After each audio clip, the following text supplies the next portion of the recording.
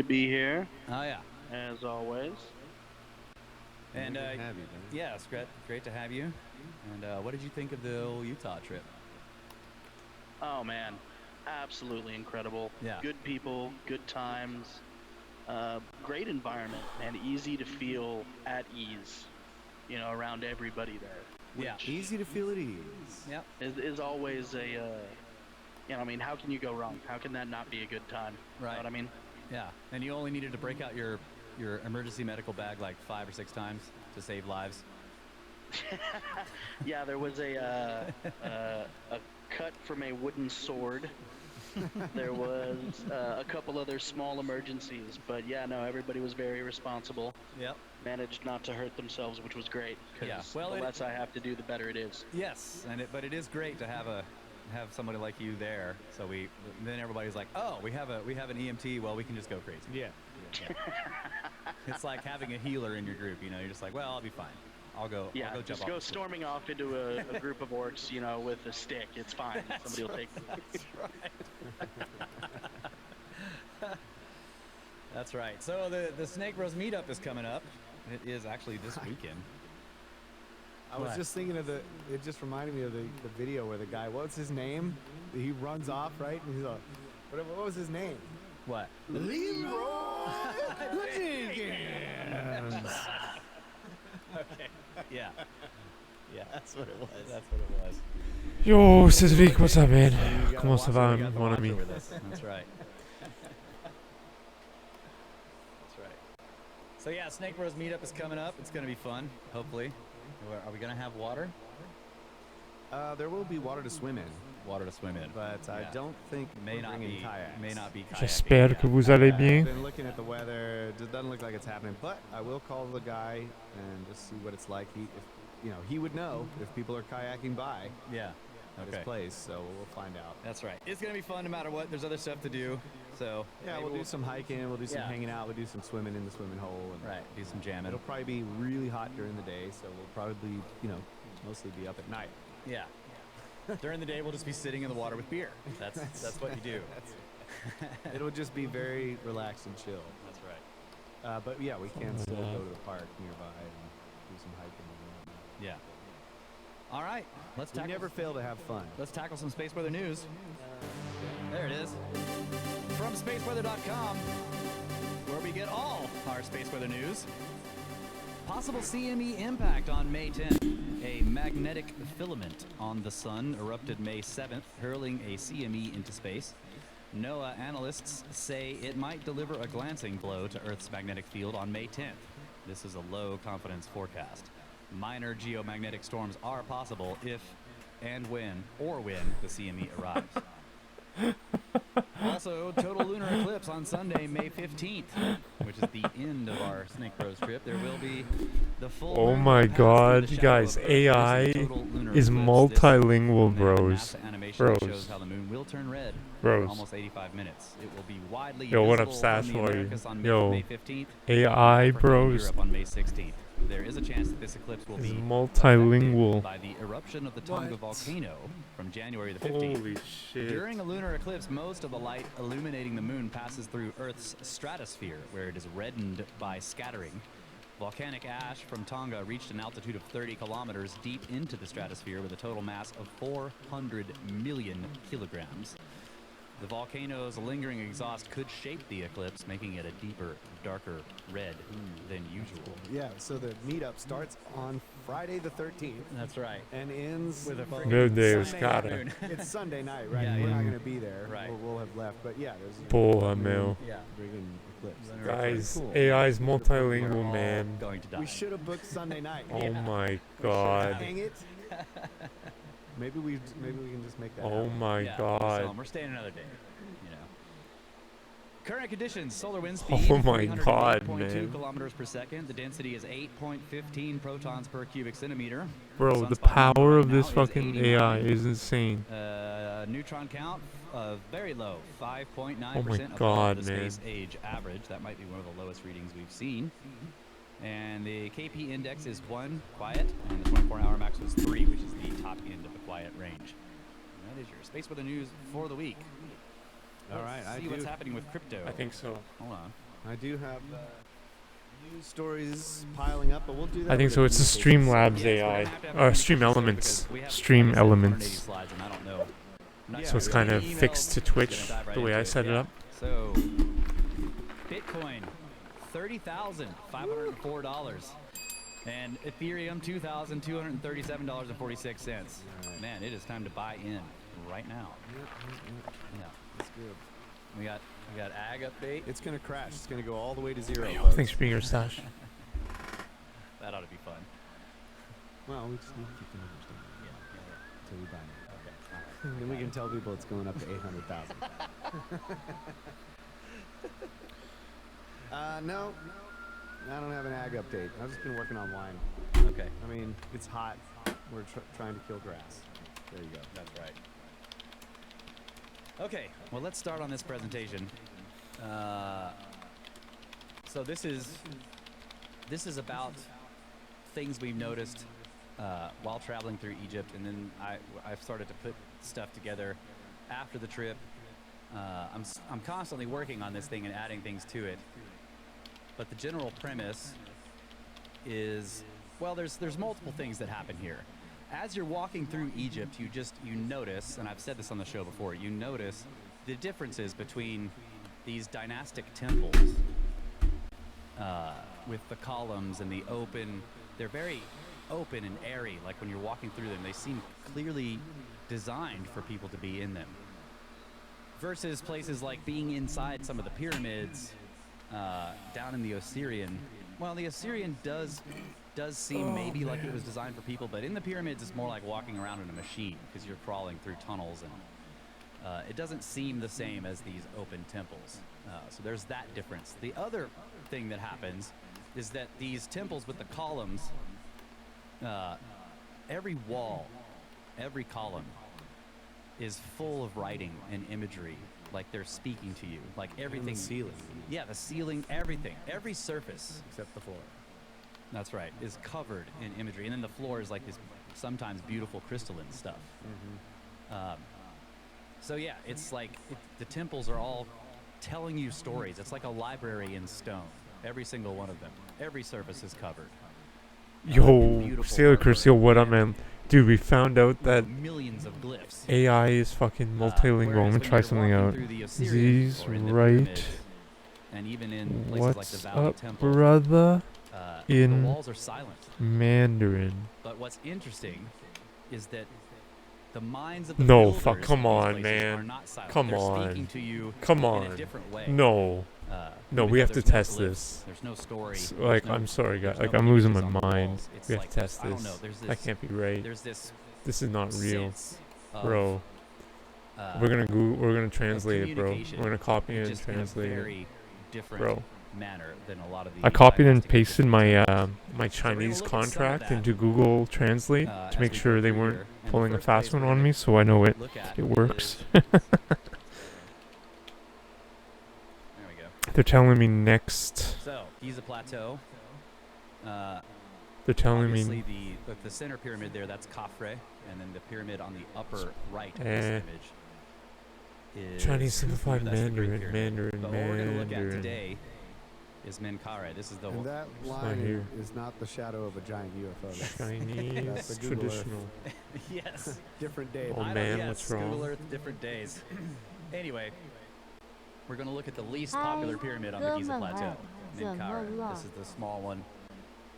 But I wanted to, when we were there, I talked to Ben about Wow. this. I was like, I really want to get over to this pyramid because It's insane. I wanted to see the remnants of the casing stones on this structure.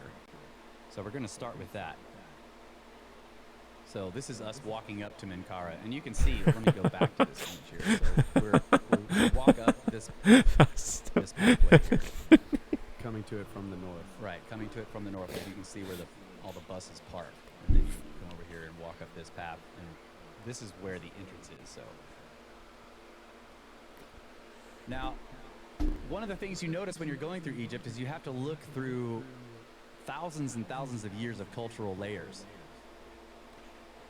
and you can see it in this picture really easily. This right here is modern, The walkway. the walkway. leading up to it. This is, you know, this is not ancient. The question is, and then some of this over here, like we don't, you know, what is this? Is this Middle Kingdom? Could this be New Kingdom? Don't know. But there's structures like this all over the place where you just see layers and layers of stuff. So sometimes it can be very difficult to determine what exactly it is you're looking at. What's the oldest? Man, every time I think geology we've does this reached too. You know, geology has two the things. limit There's of AI and erosion it's become and boring. It deposition. just blows You know, everything out of erosion the is water like exponentially again. Geological processes tearing down materials, and then deposition is geological processes placing materials. And cultures do this too, but they can be a lot more. It can be a lot more complex. So somebody could come in here and have a structure, and they take part of it apart and repair it, and that's like erosional and depositional in the same structure. And you see that all over Egypt, like some structures that have been rebuilt or repaired over and over and over again across thousands of years, all the way up to the modern day. So you have to wonder, you know, sometimes when you're looking at this, what exactly are we looking at? So the place I want to focus on here, what we're focusing on with this pyramid specifically. Yo, what's up, guys? Thanks for being here. Stones that are Appreciate it. remnants down here. And one of the things I want to say about the casing stones, now Kyle and I have talked about this on the podcast, about them being like the roofing material. Yeah. So if you think of you build your house, you know, or any structure today, you build it out of wood, plaster, you know, all these different materials that aren't necessarily going to survive the elements. So you install a roof on the thing, and then on the roof. Now it's, dude, here we have the put most nonsense, tiles, bro. Or shingles, and the common element on these things, shingles or tiles, is stone. You know, like a common roofing shingle has basically a stone gravel. Right. You know, in a tar matrix. Stands up the best to the sun and water and all that. Exactly. So what we're looking at here, the casing stones on this pyramid, and Come on, also man. all of the other pyramids, they were cased, and Come on, man. those were the roofs of these structures. So it was to protect this core material that we're looking at here. The So core material in many cases was easier to get, softer stone. It was quarried from nearby. that's And right. then the casing stones were often harder to get. They came from further away, and they were of a harder material.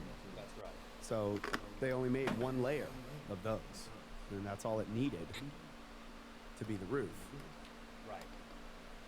So the area that we're gonna focus on is right here. So I'm outlining this. This is an area right. This is the entrance to this pyramid. And the reason we're going to focus on it is because what's been done to the casing stones here. But let's go through some images first to get a feel for the nature of these structures on this pyramid. So this gives you kind of scale of these blocks. They're huge. You know, they're not the biggest blocks you've ever seen, obviously, but these blocks are not small. These and the courses are very tall, like maybe half the height of a human, you know, of a normal person. And then the width of some of these stones is, you know, 6 feet, sometimes maybe 8 feet. And then the depth, like it's hard to see here, but the depth of the stones is also, they go into the pyramid to sit on the core blocks. And sometimes that can be very far as well. So it's interesting how they were doing this. And, you know, again, this is the roof of the pyramid. And just in this picture, for those of you listening, there's all these interesting marks.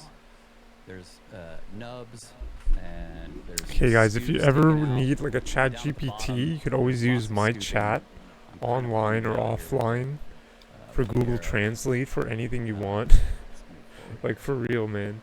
This is just so insane. There's more Like, scales that you can go see. wild. I've been You always scooping know on that these you have a blocks. free But fucking... again, you know, it's just the crazy, nature of man. the front, the I guess face you of can these go stones is anywhere that they're still, but I mean, it's just That's so the word we've been crazy, using. man. They're kind of puffy. Like- they aren't finished. They're not flat. It's just, I And mean, this is sometimes very like information some of is the a little work you see- fucked. the It gets stonework you see in something's Peru. wrong, That you know, but there's this heterogeneous style. Now with the casing stones on this pyramid, it's Right. less heterogeneous, more homogeneous, because these needed to match the core masonry courses. So there are there are constant horizontal lines. Each Or my course is Discord clearly for. defined, whereas in Peru, you'll see it waving Come up on, and down. dude. The course line may be going up and down. It's Booyakasha. not homogeneous. Come on, So these are man. more brick-like because what they're Come matching on. to the courses of the core masonry. Booyakasha. Now I imagine you could have made them. They could have made them like more difficult and interlocking.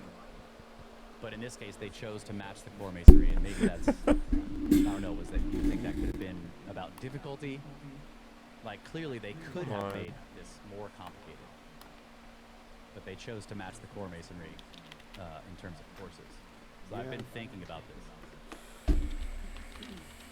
I mean, knowing some of the difficulty that they dealt with, I don't know that would be the decision maker. It seems to make sense though to design Structurally. them to fit the courses. I don't know. Yeah. And maybe Yeah, I not didn't all. think Maybe about not all of them did. We only have the bottom few courses. Now, I've talked to Ben about this, and he's saying that one of the questions is did this granite casing go all the way to the top of this pyramid? And it's possible that it didn't. That maybe it went up, A third of the way. a third of the way, and then after that it was the Tura. So that would have been very beautiful. You have this granite, by the way, is Aswan granite, so it is quarried from like 500 miles away down the Nile, or up the Nile, but down south. Yes. Whereas, like Kyle was saying, the core masonry was gotten from nearby, but the Tura, I can't remember this. Do they know the source of where they got the? The Tura comes from the other side of the Nile. Okay. It's from the reason why it's called Tura is because there's a place named Tura. Oh, okay. there. But it's like chert, God, where almost. is Yeah, it? it's basically like a high silicate content Come limestone on. that is. I've always looked at it as it's like on the way to becoming flint. It's Yeah. almost flint, but it's not quite as pure. So I think it probably has a much higher calcium content than flint does. 'Cause flint is it's like almost all silicates. So there's calcium in there, but it's very, very fine. It's extremely hard. So many. I can't find it. Like Come you can on, hit man. it with a steel Whatever. hammer, and the hammer will bounce off of it. It's That's not right. like softer limestones you can hit in a kind of dense Yeah. limestone, Right. or just bust some sand off of it. Like we've seen some sandy limestone Yep. in Egypt. I think the what's the pyramid next to the Red Pyramid? Yeah. Very sandy, and then the Red Pyramid is actually. The sand is It's like eroding melting. because they took the Tura limestone casing Oh my stones God, off the man, Red it took so Pyramid. That's fucking right. long. It's eroding, and there's like this giant pile of sand all the way around That's right. the pyramid. It's red sand. It's red sand that's Yeah. coming off of those blocks. So there's all different constitutions of limestone. People ask like, well, how hard is limestone? How quickly does it erode? Well, that just depends on the constitution, and I would imagine the degree of crystallization. Yeah. So Tura, to me, like when I looked at the Tura stones, it reminded me of some of the hardest chert that we have here in the hill country, Yeah. which is very fine. When you break the chert open, it cleaves like glass. Yeah. It may be a little more rough, but it kind of has the same sort of shapes as like a flint stone when you're chipping it, and it's very smooth on the breaking, and you can grind it, but it's harder, right? It's just much harder. Yeah. So again, I'm going to point out there are these nubs on some of these blocks, and it's interesting how sometimes these nubs show up in rows. Not always, but you can see them in rows, like along this third course down here on this image, and then the second course down there across here. And I've just wondered about this. We'll see some of this later as well, where the nubs are. So I just want to point that out in this image. And again, note how rough the faces of these blocks are. Let's move forward here. Yeah, so here's some nubs. These are at the very bottom, obviously, and they look like they've been sheared off. Like they've actually been, that they may have extended out much farther than that, and they've been cut off maybe perhaps for convenience sake. Don't know, but again, this is about looking into the minds of the builders, you know, like, because we've seen blocks like this with nubs on them, and sometimes the nubs will extend out 10, maybe 12 inches. But these look like they've been cut off. But again, going back to this image, you can see how they're roughly faced. So maybe a lot of these have been sheared off, but they're not. But the blocks themselves haven't been faced yet, so they didn't really cut them completely off. They're just getting them out of the way, perhaps for scaffolding or other. I don't know. It's just really interesting to wonder. I would also imagine, I would speculate that some of the bigger blocks, like in the last picture, the one in the middle that's real pillowy and large, doesn't have any nubs. But I bet it did on the sides that they ended up facing. Yes. To put it in. Absolutely. You know what I'm saying? So that one was like, the ones that have nubs, those were where they left nubs when they were taking it out of the Oh quarry. man. Yeah. And the ones that don't, like they were turned 90 degrees or something and put in this way, and so the nubs were faced off of them on the sides. Right, because another thing I need to point out is that even though these blocks are very rough on the front faces, the faces we're looking at here, on the sides they are fit incredibly finely to each other. And we'll see some of that as we move forward here. The other thing you can notice in some of the unfinished faces on some of the blocks is that they look like they're almost vertical. Like a lot of the blocks look angled, like they're somewhat matching the angle of the pyramid, but then other ones are like square. That's right. Yeah. So they're not matching the angle yet. So it's clear to me that they plan to come. Yes. They were them into planning to come. Yeah. So this is the question we're approaching slowly as we look through these pictures: is did they plan to face this entirely? So what I'm pointing out with this image is reverse nubs. Oh man. There's one there and there, and you can see it on this and this. So or you know, sockets. Sockets. Yeah. Notches. Like notches in the bottoms of the blocks, possibly for maneuvering. I don't know what they were for. Here's some more of them, real clear. Yeah, lifting notches. Yes. Lifting eyes.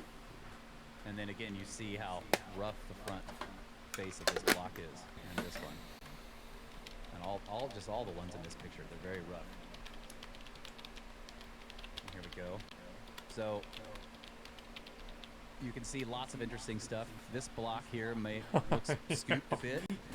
These may be quarry marks. Come on, Done man. at the quarry. This one also Come on, scooped, man. horizontally instead of vertically. This Come one has on. 2 vertical scoops in it, going down into the sand at the bottom.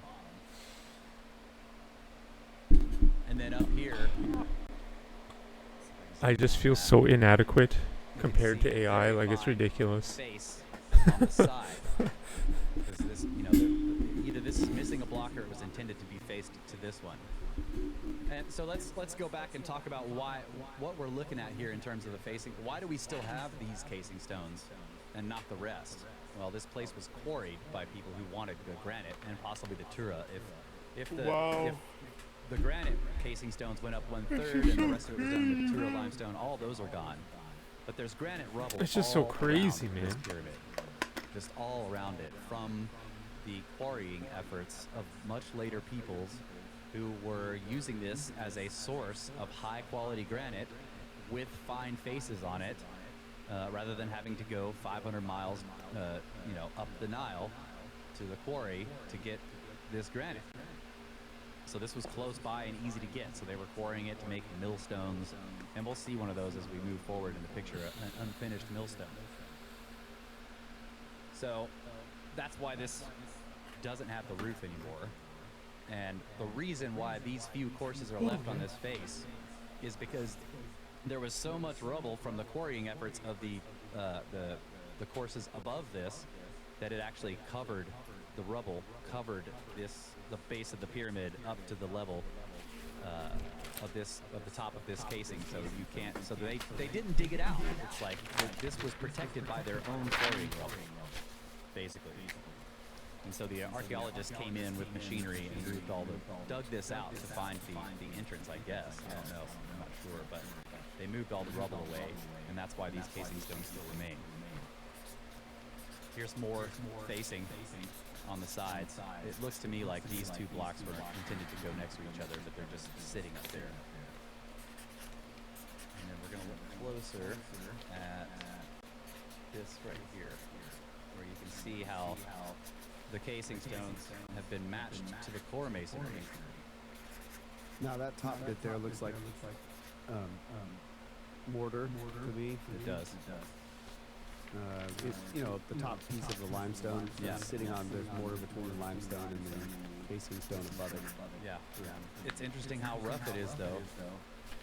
But I did take some time to, I went and looked at a lot of the mortar, because in many cases on the Great Pyramid, there's mortar sticking out Yeah. because the mortar is now much harder than the limestone rocks core masonry itself. So the limestone core masonry is eroding away, and the mortar joints are sticking out. Yeah. That's right. And they're extremely hard. Yeah. So that's what that looks like to me, just from looking So at the other this right definite mortar. This right here could be mortar, is what you're saying. Yes, This and fit. it was eroded, right? It is heavily eroded, but it just, in the case of the Great Pyramid, where it was like sticking out in some places, it was just much harder. Yeah. But it does look a lot like the limestone, so I don't know what they were making. Yeah. Okay. So this is the surface we're going to focus on here. So we've talked a lot about why this might have been surfaced, flattened, faced like this. And the question is did they do this because they were installing an entrance? But the problem is that there's another flattened surface around the side, which we'll look at in a bit. And as far as we know, there isn't a door over there. So that's interesting. And it made me wonder if maybe when you're doing this job, you have 4 crews, and there's 4 crews, and each crew has a job to like face that side of the pyramid. And you start with this, and this might be an alignment. Kyle and I were talking That's about what this I earlier. thought. Yes. I think that maybe these flattened surfaces were made to align as you're going up the pyramid with the casing stones. Once you get your angle set, you flatten one piece near the base on each side, and that gives you the ability to set a tool and say, this is the angle. Yeah. And then from there, you can kind of shoot over the pillowiness, but as the masons are putting further blocks going up, they can check the depth and make sure that the blocks are sticking out far enough to where when they get faced, that they will be flat with no holes or gaps. That's right. Absolutely. So this may have been some kind of precision, like or alignment tool, But or face. I still think that the door argument is valid as a reason to flatten this particular spot. Yeah. Because in many cases, as Petrie described, there are these hinging, I don't remember what they're called. Prism blocks. Prism blocks. They are designed to rotate with fairly little effort out, so it opens up the passageway where you can get in. Right. In order to have it hinge properly and close nicely, you would need those pillowy surfaces to be flattened. I mean, Yes. You couldn't do it with like a giant pillowy block because it wouldn't roll. Like the corner that needs to come back into the interior structure wouldn't be able to do it if it was pillowy. Right. So the prism block has to be flat, and the rest of this needs to be flat as well. Just kind of. So that's what's interesting is there's this nice square flattened area right around the entrance. There's another one around the east side of the pyramid that we'll look at in a bit. But the question that I had in my mind was, did they intend to do this to the whole pyramid, and they didn't finish the job? So one thing I'll mention real quick, this right here, some of you may notice this if you're watching. There are some glyphs here, but this amounts to 19th dynasty graffiti. So it is actual hieroglyphs, but this is, these pyramids on Giza are considered by the standard model to have been built in the 4th dynasty, Old Kingdom. 19th dynasty is New Kingdom. It's like 1,000 years later or something. I Man, don't know the it's so specific numbers. crazy, man. But Like, there it's so isn't any 4th crazy. dynasty writing on this. This is much later.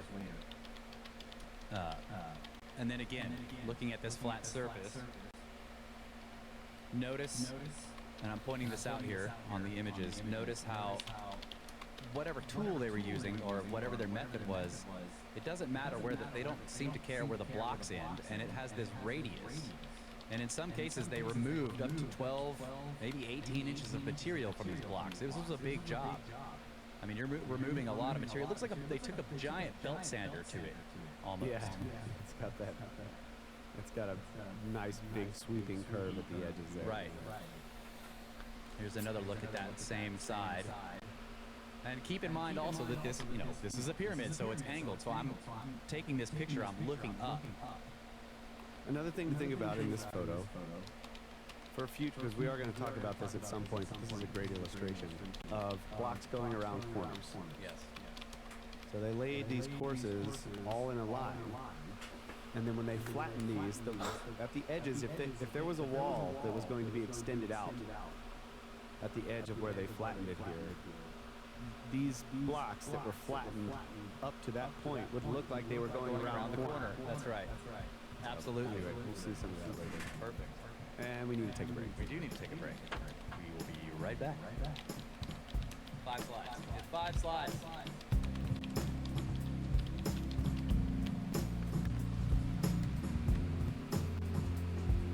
What? Why? I think there's a cooldown on. All right. Whatever.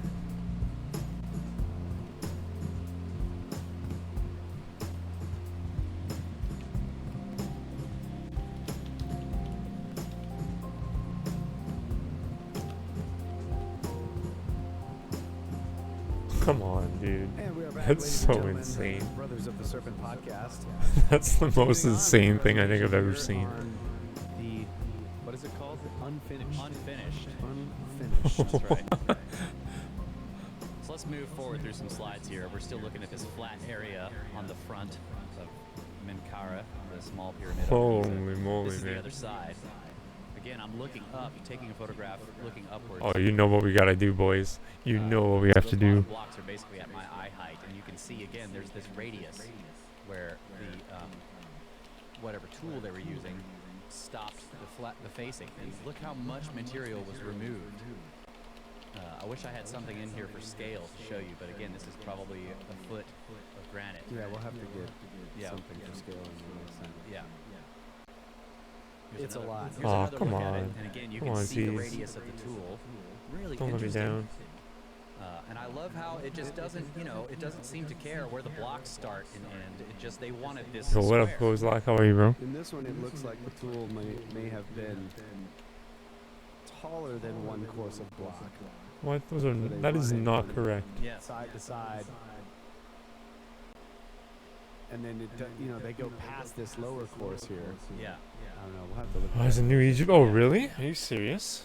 So here's the Really? We can put it lower on. part of Maybe. the right side of Maybe. the flat face. Now, also, I just want to point out this interesting little feature right here. I don't know. I think we're gonna watch the one we're watching right now. Blocks going around corners. So this is just I'll probably play what is Golden the Knight decision tonight. We'll put the Joe Rogan one on for tonight, I think. We were talking about how in general the blocks match the core masonry, but this one seems to go, Cool, around nice, its own thanks. little corner here. So they're just giving it a little bit of a lock. Thanks, bros. I love this. There are these little details in these structures that you see where you just like you understand that the masons are just like, yeah, we're freaking awesome.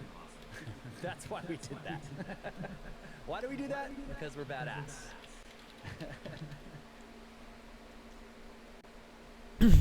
So, this image, Ben sent me this, so I just have the one. Which This one, is my the friend? Face on the east side of the I'm on the pyramid, Joe which is Rogan not one. to go around that side, but I just wanted to show this picture. I see two comedians. I see Tulsi Gabbard. So like Kyle was talking Oh, about, Chris could this be Dunn. for, No freaking way. Oh, bro. what would be the right term? Oh my Surveying, God, we're gonna watch that tonight. Possibly you mounted something here to check, to look upwards and check. Yeah, it's like We're they're watching that preparing tonight. the proper He's the angle of he's surface the Tesla. before they lay the rest of He's the course Tesla together, Tower make sure pyramid guy. that those courses are all going to match. Yeah, I guess I think I will Right. close As the you can laugh. imagine, as you, I let's think say so the tonight. masons are going up Yo, further what's and up, they're Jonesy? way How up are you? there, because all of the faces of the blocks are pillowy, you can't look down and eyeball and say, okay, yeah, these are roughly. I think I will play in the GoldenEye same, tonight, in maybe. other words, they need to be deep enough And we could watch to the slide Chris in, Dunn fit then. snugly against the core masonry, but stick out far enough to that when they get faced at the Yeah. angle, Here, we can ask Graham Hancock. There won't be any voids. Right. If the block was too not deep enough, and you fit it in there, and then when you go to face it at the proper angle, you go up there, and the facing machine only touches like one piece of the block that's sticking out far enough, and the rest of it becomes a void. That's right. So you would want to avoid. Avoid having voids in your faces. That's right. So I just imagine this is like, let's set the angle, then you can set up a surveying instrument against that face and use it, you know, in a more simplified way to measure, or to at least shoot, you know, up there and see that these blocks are sticking out far enough. Now you'd have to do it. It would be a little more complicated than just shooting that direct line, but you'd have to have something that came off of this surface a few feet. Yep.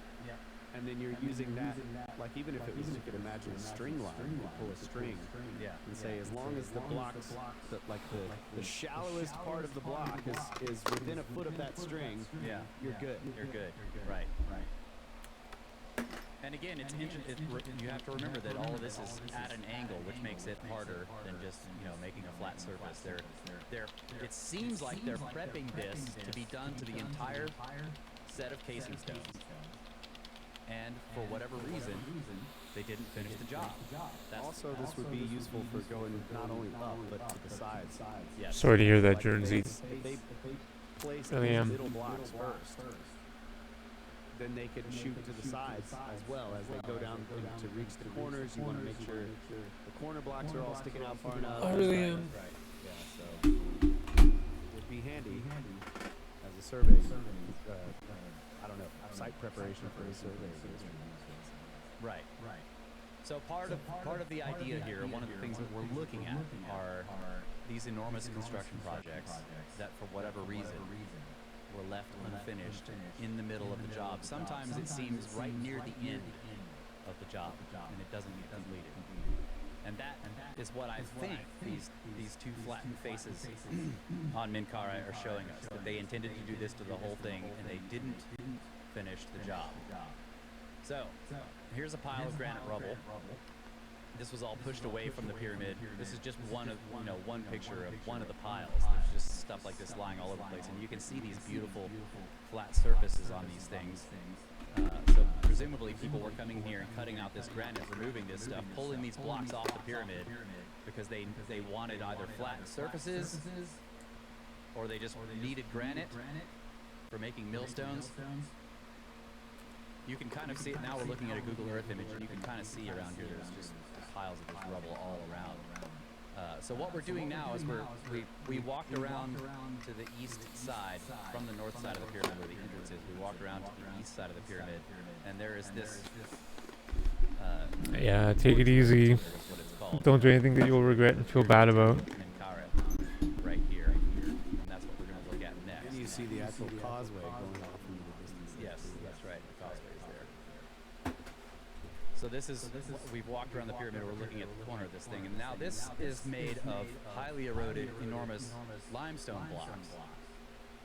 There's lots of interesting features I can point out on this that sort of do some indications of possibly where sand, like this groove in this block right here, may be an indication of where it was buried in sand. If it was buried in sand up to this level, then the wind-blown sand going across that surface would erode this groove into this block. We saw this all over Egypt. You can kind of see it going around the corner here. The wind-blown sand right at ground level will cut these grooves into the block. But there's other interesting marks. People may have been, again, we're looking through many thousands of years of stuff. So like, what are these marks here? Did the builders leave those? Or is this something else? Somebody else cutting stuff out of it? It's not really clear. But you just notice the extremely heavily eroded blocks along the top of this pyramid, temple. this structure. These up here, the blocks at the top, these would have presumably have been exposed. Some of this other stuff was presumably buried in sand and maybe rubble for a long time. But these up here, the ones that have been exposed for a long time, they look like sponges. They're just so degraded. I've zoomed in here so you can kind of see it. Okay, let's move forward. So this is where this structure connects to the casing stones of the pyramid itself. So my question, when I was looking at this, and the question we've been asking ourselves is, because again, the standard model considers all this to be of a piece. In other words, the pyramid itself and this pyramid temple, all put in place at the same time by the same construction, by the same builders for the same pharaoh, or Menkaure. And yet here we already have the question of, did they intend to face all these stones and never finish the job? Because you can see here, these casing stones for the pyramid are still puffy, pillowy. They haven't been flattened like those other areas. And then where this pyramid temple connects to those casing stones, it's butted up against those unflattened, unfaced stones. Zoom in a bit here so you can see it. So, and I talked to Randall about this. If you're a builder and your intent is to build a structure all at once that has multiple rooms, like this temple, in other words, would be if it was built by the same people and it was intended to be part of the pyramid, you wouldn't do it this way. These limestone core blocks of this temple should go through the casing and all the way to the core masonry of the pyramid itself, and then that's cased, right? In other words, like if you have a house and you want to add a room to it, or if you're just building the house from the ground up and you're putting a room somewhere, you don't finish the whole house and put the siding on and then build your extra room. Or if you're adding a room, you take the siding off and you connect those walls to the interior structure of the house. Lock it in to the load-bearing walls of the structure. You don't just sort of attach it to the exterior facing. To me, unless you're the only thing I would say is different about that is that these casing stones are load-bearing. Well, I'm glad you changed your Z. That's right. They're not. This is not the same as a siding, which is definitely not load-bearing. That's right. But your point is valid in its other respects. You're right. Because they're giant blocks, they can bear lots of load. Yeah. But it seems like what we see with the flattened areas is the intent was to flatten the whole thing. They clearly didn't. Building this temple up against this, they were putting it up against blocks, casing stone blocks that were not flattened. And it seems to me like you would actually want to make those temple walls go through the casing and attach to the core masonry of the pyramid itself, and then build the casing around that. Right. If they plan to encase the temple, which is made of limestone, obviously easily eroded compared to the granite. Right. You would want to case that too. So my thought was, well, while they're casing the pyramid, they could be building this limestone structure, and then they could plan to case it later. But the problem with that is, if you were planning to flatten the surface, now you've got all of that debris raining down on this other structure that's like... Yeah, that's true. Yeah. It would be a mountain of debris. So, anyway, continue. So what do you think that means? I'm basically saying that I'm on the side of the fence that is like, this is a later structure. Yes. This is a later addition by different builders. That's right. That's the point that I'm trying to get at here, is that it implies to me that somebody built this pyramid and intended to flatten the face of all of the casing stones and didn't finish the job. And at a later point, somebody came and added this structure. And they clearly added it to an unfinished structure without altering that structure very much.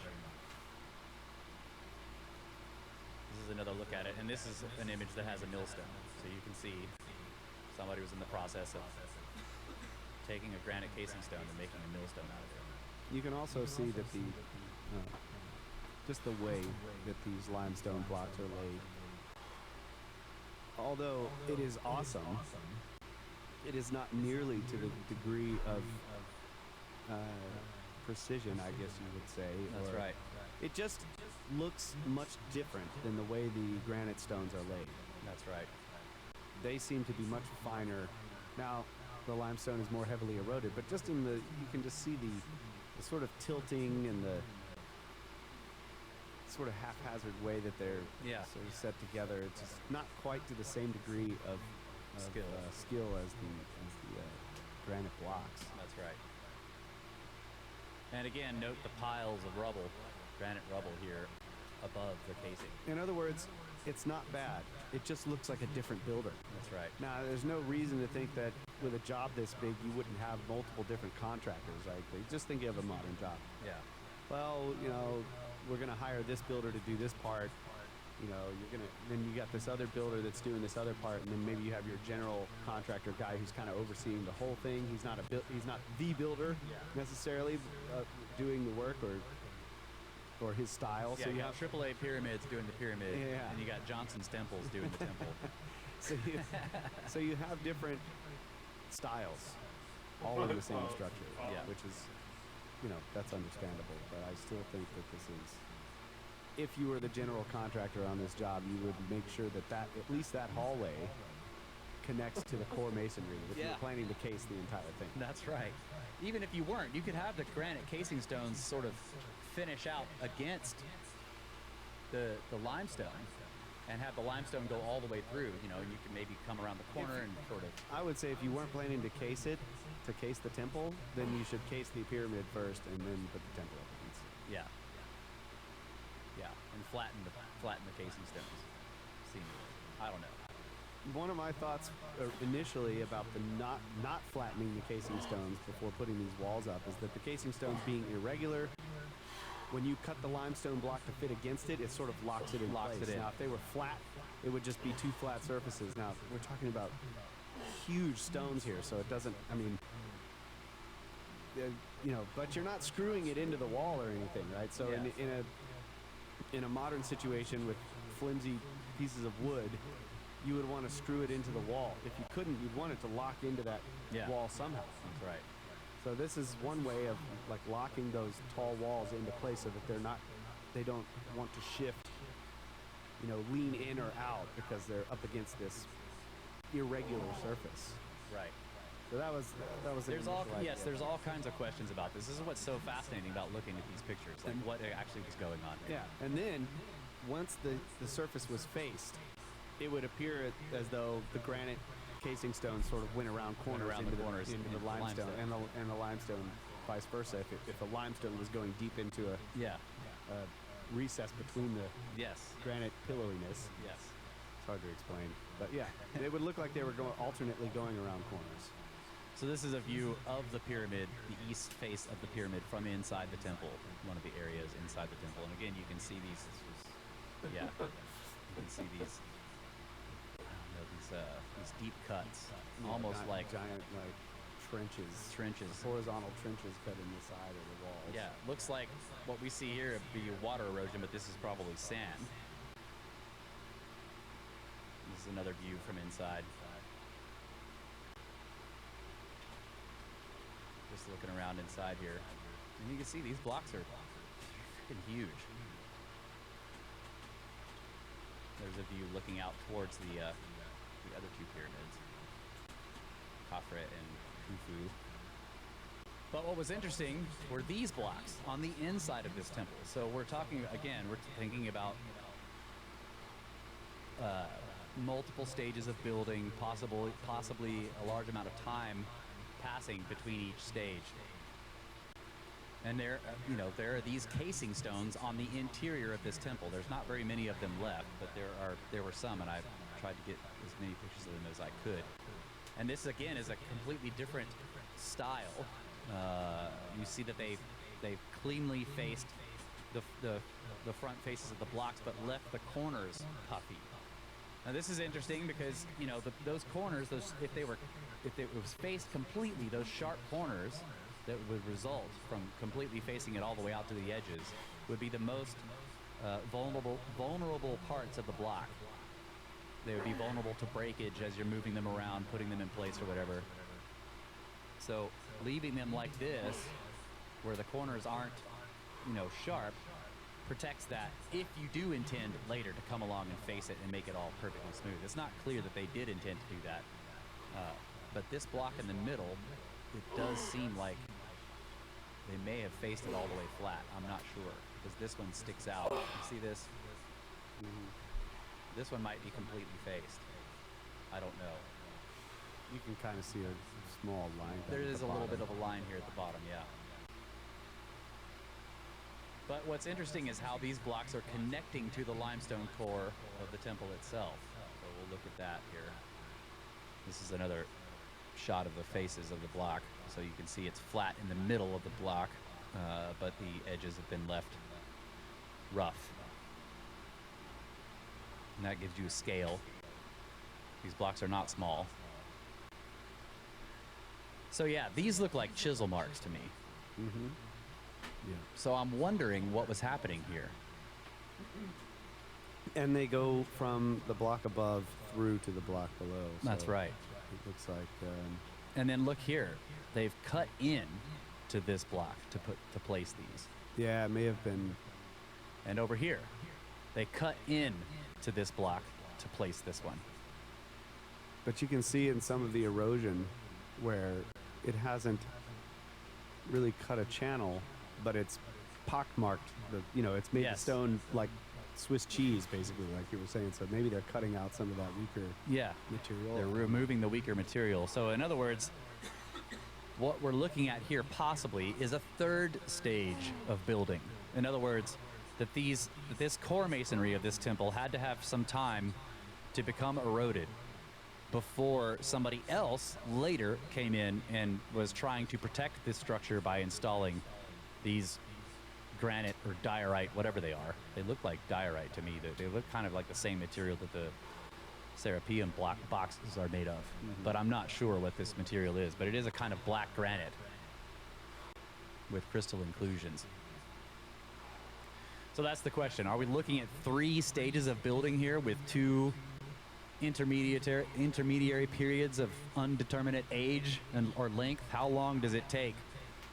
How long does it take for this temple to become eroded enough to where we see this kind of installation where it looks like they've done elsewhere on Giza, matching new casing to old erosion, like they did in the Valley Temple and in the Sphinx Temple.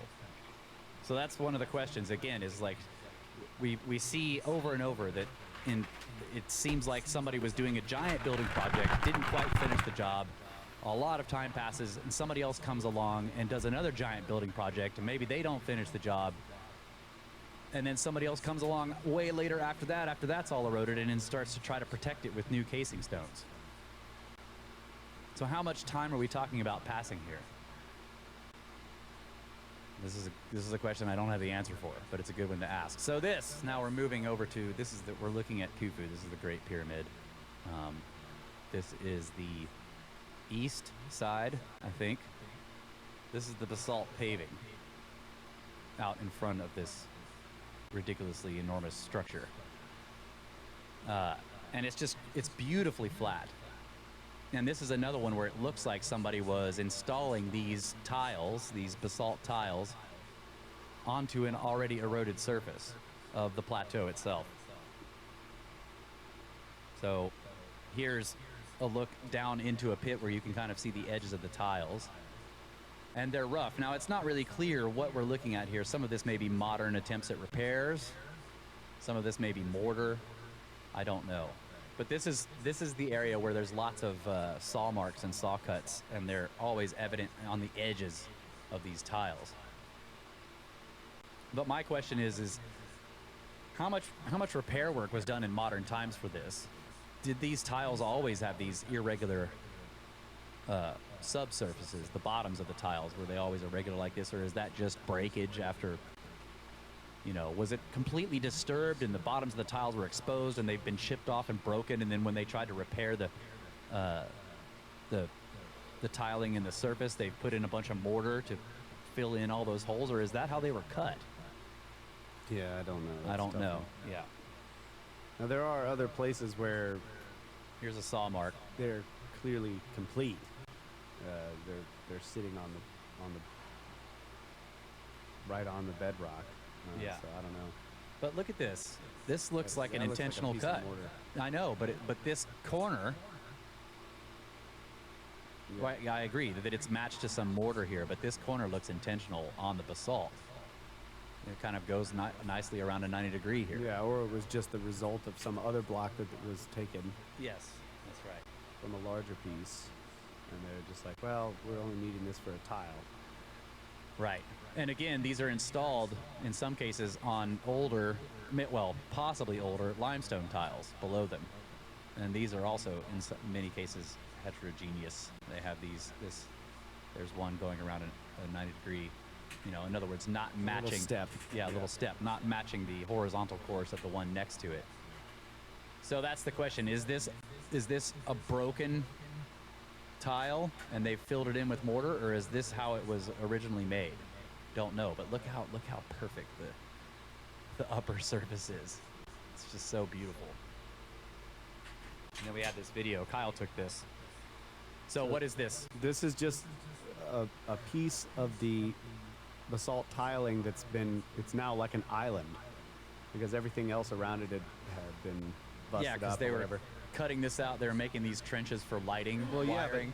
yes, they did that, but also, I mean, this thing has been destroyed at the edges, right? It's just Yes, gone that's at right. the edges, and even the basalt chunks are gone. And Yeah. so this is like this little island that's left, and I was just amazed at these 2 or 3 blocks up here, and I at one point was measuring their level with this little precision level that I had. But this video was just comparing it to the rest of the tile. Oh wow, it's Right. lightweight. So let's take a look here.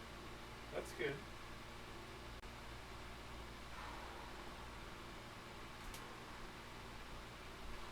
So yeah, here you can see how well it matches with the rest of the surface out there. Oh yeah, look at that. Bam. And it's just on this heavily eroded piece of bedrock that's sticking up. Yeah, that's Or is amazing. that, is that old limestone Old tiles? tile? I don't know. Right, but it's clear again. But it was just so well made. So the point is like after however many thousands of years, these 2 tiles are still sitting relatively level and at the same height as all of the other tiles that they have been completely separated from at Right. this point. It's just amazing. It's just well done. Yeah. You know. Okay, just a quick look here at the Valley Temple. This is another case of a structure that seems to have been built out of gigantic, enormous limestone core blocks. And then after some amount of time had passed where those core blocks eroded due to the elements, somebody came in and cased it in granite. And this structure is absolutely beautiful. And again, Which is interesting because the interior of this temple is granite. Right. Like the granite columns, it had a granite roof. that's right. So, but the exterior walls were these just gigantic limestone. Yeah, and monoliths. I think Ben said that the outside was also cased. It's just all gone. Almost all Yeah, of it's yeah. gone. Yeah. Right. So the point is why did they, this is a separate point, but why did they choose these different stones if it was the same builder? Yeah. Or did they find this heavily eroded just exterior wall and decided to case it and then build like columns and stuff out of granite on the inside? Yeah. Yeah, or maybe there were there were remnants of limestone columns and stuff in the interior, and they tried to copy it. They just removed, who knows? But that's a great question. Yeah. But again, this is one of the temples where there's just no writing. It's just the walls are silent. They speak in a different way. And these blocks go around corners. So now we're looking at an image where you're looking into a kind of hallway. And you can see how these blocks go around the corners. This one especially. And its matching block on the other side definitely goes around the corner in a big way. But all of them kind of do a little bit. Yeah, at least a couple of inches. Yes. So if this was done in the same style, and I generally think it was, that these blocks if you think back to what we were looking at the Menkaure pyramid and the casing stones there, that this block would have been puffy. In other words, it would have it would have had a lot of material here. I'm not sure that those are the And here. same block. I think those are two different blocks. But they do go around the corner. Look, Oh, you think this one is a different block? You're right. It could this be. one goes around the corner on the back wall. It goes around the corner towards us a little bit. Yeah. You're right. So There's a they- line there. So the point is if they were puffy, up to like 2 to 3 inches or something, Yeah, there's the line right there. they were faced off 2 to 3 inches. You would see that's how they appear to go around the corner there. Okay. Next. I mean, they do. They definitely go around the corner. Here's another. Look at this monster. This block right here. It's absolutely enormous. And then this one on this side. Some of these blocks are just unbelievably huge. And yeah, there's this. There's what looks like in these corners a what would you call that? Like a drill line. Yeah. From the top to the bottom of the Yes, corner. from all the way at the top of the wall to the floor. It has horizontal striations that look like it might have been like a tube drill. Yes, they drilled this out. It's continuous. It's hard to see in the images, but it is continuous. When you're there, you can walk up to the corner and look up and see that there's this continuous. Like, see, that block is coming around the corner from the left to the right, and then Yeah. the block above it.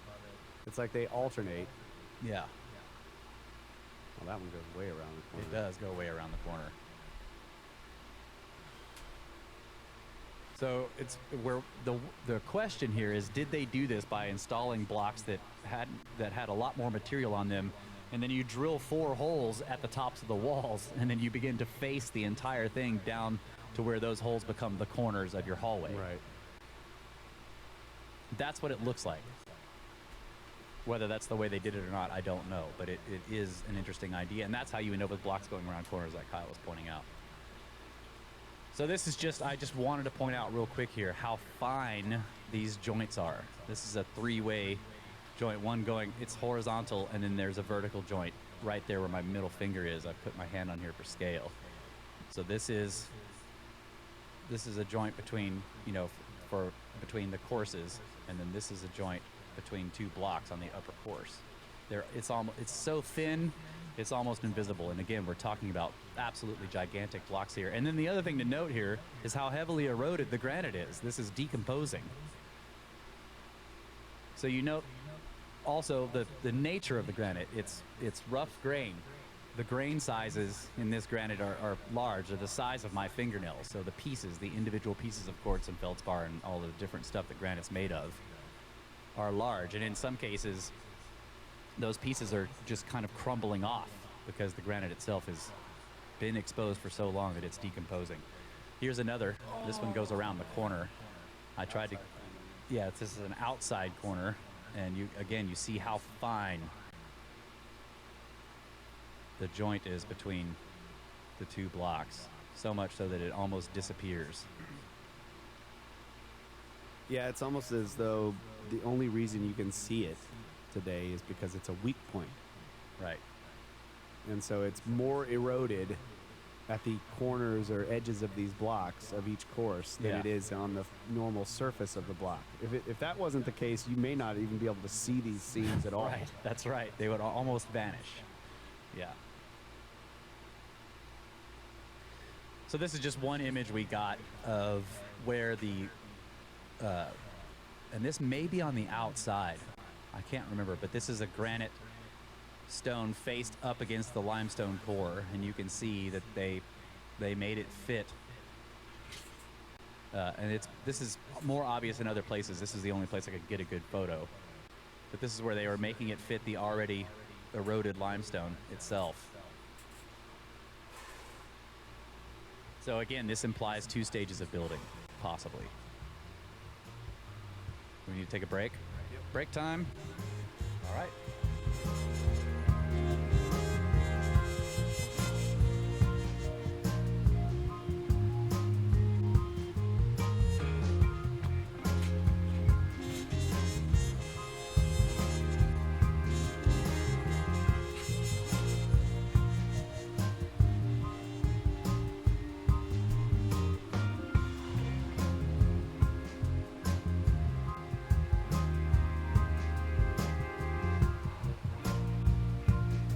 are back, ladies and gentlemen. Brothers of the Serpent podcast, second half of the show.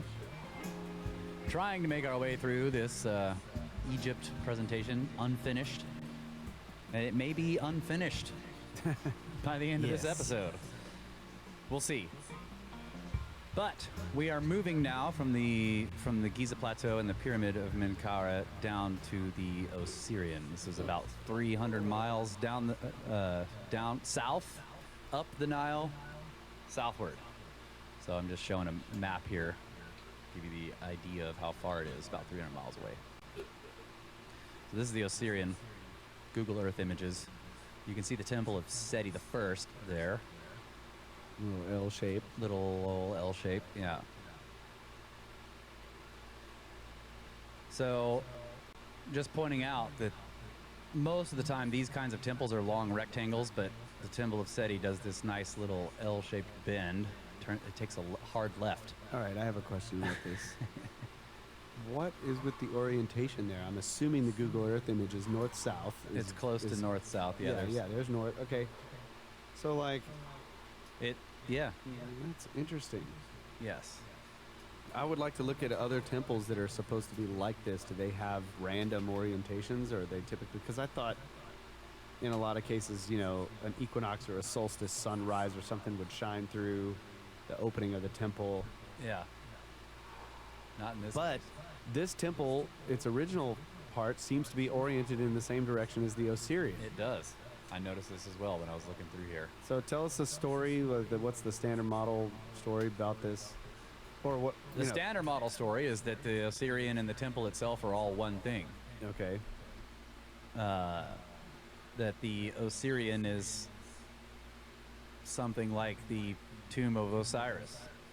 Mm-hmm. But the Osirian is 40 to 50 feet below surface level. The temple is on the surface.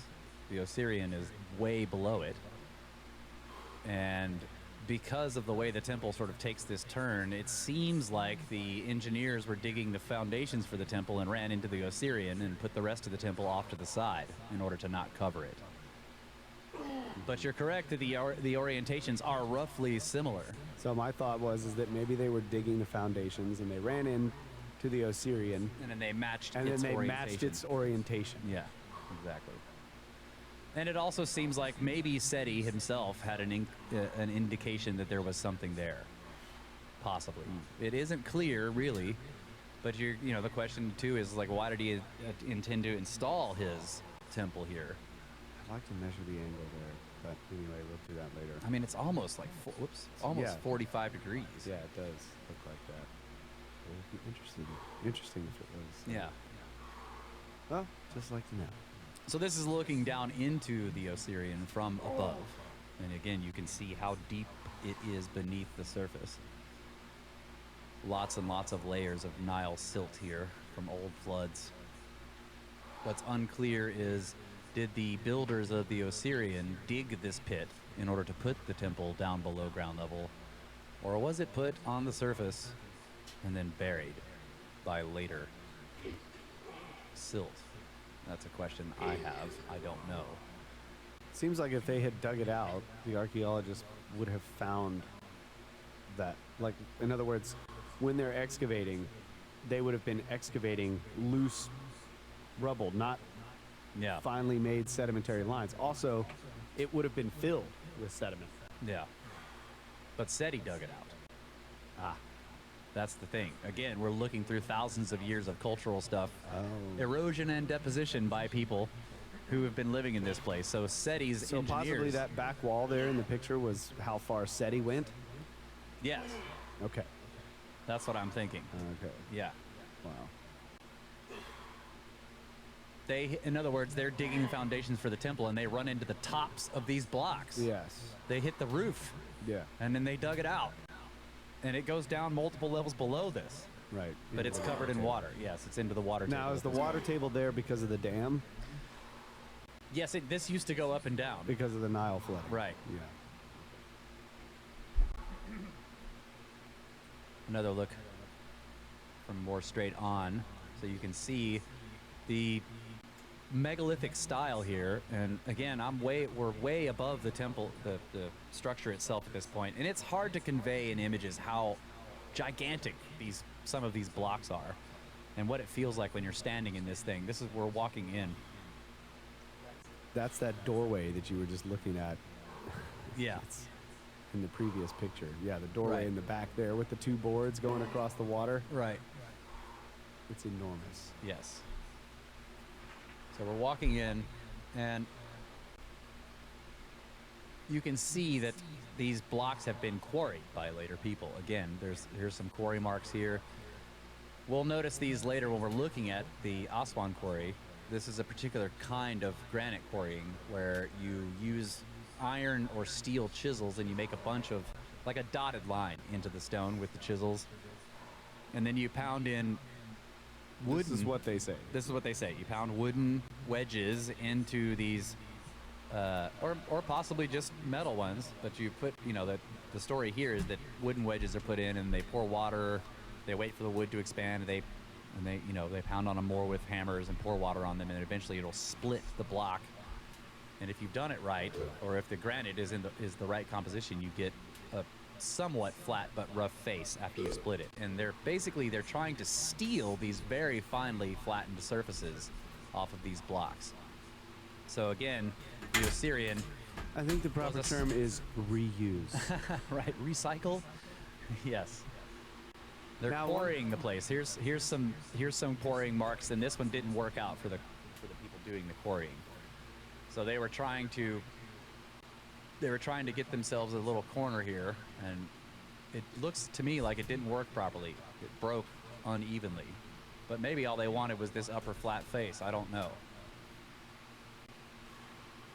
Not sure exactly what happened here, because it seems like I don't know how this quarrying technique works, but it seems like you would maybe need more here, or you would want to go all the way down. Yeah, I was thinking in a lot of cases here that most of this stuff was buried in sand, and they just didn't know how deep Right. it was. So they're Right. like, well, maybe we can quarry this piece off because the block maybe doesn't go down very far. Right. So they stop here. But they don't right. realize that they've only made marks in less than half the length of the block. Right. That's right. Which is, it's much less likely to split off perfectly if you don't go all the way across that surface you're trying to. That's right. And then if you look at this down here at the bottom of this block, you can see water lines from when the water used to go up and down. I think that's what this is. You kind of see them all over the place. And if you go back, zoom in a little bit on the tiles on the floor, Yeah. to the right and to the left corner there, you can see that the floor tiles are depressed slightly around where the column fits in. Right. They put the columns in sockets. This depression is like a roughing out, because you can see it in one of the empty holes. Right. You see this same depression around the empty hole, and so we were thinking like, Here's another one. There's supposed to be a column in that hole. Yes, you can see this one also is roughed out. It's in its own socket. And what's interesting is that there's a little bit of space here. We'll see this, and then it goes very deep, like they would actually make this into a plug. So this block is mostly intact, and yet it still has these interesting marks on it in various places that may be tool marks, possibly. We'll look at more of this as we move forward here. These blocks are relatively well kept. Now somebody clearly quarried some corners off the tops of this block and up here. And these, again, I want to point out, these wouldn't have been the roof. The roof would have been on top of these, so this may be a remnant of a roof block here. And the roof blocks are just really gigantic. It's crazy being underneath these, because you've got this giant column next to you, and it's just one single piece. And you just wonder, when you're walking through here, you just wonder about the builder who's just like, yeah, no, I want the column to be a single block. Yeah, just one. We would do this now, and the dynastic Egyptians definitely did this. They would make these beautiful, really tall columns by using column drums, so little discs, and you stack the discs, these rounded discs on top of each other all the way up, and then you carve the whole thing out to make this beautiful column. whoever built this, they're just like, nope, one block. You know, they wanted to build this thing, it seems like, in as few blocks as possible. Mm-hmm. And again, you can see water lines. Mm-hmm. And that these blocks are in their own sockets here. Here's around the side. You can see it. So here we go. Single column block. Enormous roof supporting blocks going across the tops of the columns. Just one per span. Well, of course, you have to do it that way. And then the roof blocks could have been across. narrower. Yeah, they could have been narrower. Narrower beams that were just, you stack the beams next to each other. Right. It's one giant thick block. Also, nothing here is completely square. So there's a slight taper to everything, or a slight tilt to the outer walls, and a slight taper to the columns. It's just so unbelievably amazing and fascinating to look at this and realize. And when you're standing in it, there's this effect. Yeah, so the ceiling would be bigger than the floor space. That's because right. They're all tapered. Yeah, just to make it harder. I wonder too about that in terms of the perspective. Like if you saw this thing when it was complete, Yeah, because everything's tapering away as it gets further away from you. yeah, That it actually appears more square. yeah. Because it seems like it needs to get wider as it goes. it does get wider as it goes up. Oh, Because the columns in themselves taper narrower and the walls taper away. So the yeah. ceiling space oh, I see. looks to be the same size as the floor. Because it's bigger. Okay, yeah. the floor space. You're right. Okay, so the negative space is what looks the same Yeah, size, yeah. not the blocks themselves. Yeah, okay. I got it. I get it. It's weird the way they did that. It's just cool. I mean, there's no need to do it, but they did it. It's like, well, what would be the purpose of that? Yeah. You know? So here's one of the sockets. You can see the line around this This sort of roughing out. area. roughing out. So it looks like there may have been a column plugged into this hole. Yes. There are some roof blocks. These are some of the few that remain. And again, it's very difficult to convey the scale, but standing beneath these roof blocks, there's just a sense of the immensity of these stones. When you're standing beneath them and looking up, they're so far above you and they're so massive. I don't know, it's just really impressive, amazing to walk through here. And this band of this strange mottled band going across the top here is reflection from the water, because the center of this walkway that I'm standing in is full of water. So this is the reflection from the water onto the roof blocks there. That's what it looks like. See, now this is really interesting. If this was a place where you're supposed to be, not like you were saying in the beginning, the pyramids don't look like you're supposed to be in them Yeah. when you're in them, and Yeah. the temples do. Now, how does this make sense for a temple? Or were there tiles of a different type of stone In those in this trough? In this trough, yeah. If not, then you just have this like large step down into a trench right. that runs down like what should be a main hallway, and there's all these little alcoves on the sides Yeah. that you would have to climb up just to walk into, and then they're tiny little rooms that don't go anywhere. It's Yep. just It is weird. this place does not. I don't think this place is designed for like people to be in it. Right. It doesn't make So, sense. sort You're of- jumping over things and Sort of goes against my argument of the perspective of the tapering. But who knows? it's very strange. So just to give a comparison, again, this is I don't remember which temple this is. I just picked a few of these, but look at how the columns are discs. They're made of column drums. They're beautiful, but every surface is covered in writing. And they're open and airy and just, I don't know, they're designed. It seems like when you're walking around in these, it's like, yes, people are meant to be in here, but then you see this, and it's just completely different. Look at that compared to these, and how much writing there is. Yeah, now there are some one single piece columns that look like these that are made of granite. Yes. I saw them at Tanis. That's right. And guess what? There's no writing on them. No writing But on they them. do have the palm fronds. That's carved right, into they the do. tops. Yes. So again, we may be looking at advanced cargo cult. Right. The temples are beautiful, but again, they're covered in Same imagery. building, same basic construction method. Columns with the cross members, and Yeah. then the roofing tiles over top of that. Yeah. So back to the Osirian. This is just showing some. Now, you might be starting to recognize this style. This is one of the exterior walls of the Osirian, and you see how it's unflattened. Unlike the columns we were just looking at, which were flat, have flat surfaces. You see a couple of sheared off, what look like sheared off nubs on this, scoop marks, vertical lines, This is the tool marks, inside. possibly. Yes, this is on the inside. Inside of an exterior wall. Here's what are you calling this? A notch? Yeah. This is inset. And again, the blocks are not flat, not flattened.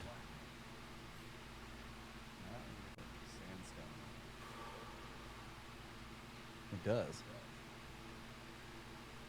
And some of these are. So the tile at the ceiling there on the right is sandstone or some kind of limestone. Right. Here's a block that goes around a corner from vertically. Ceiling. Yeah. So it's like you install this and then you make it match this block and it goes around a corner.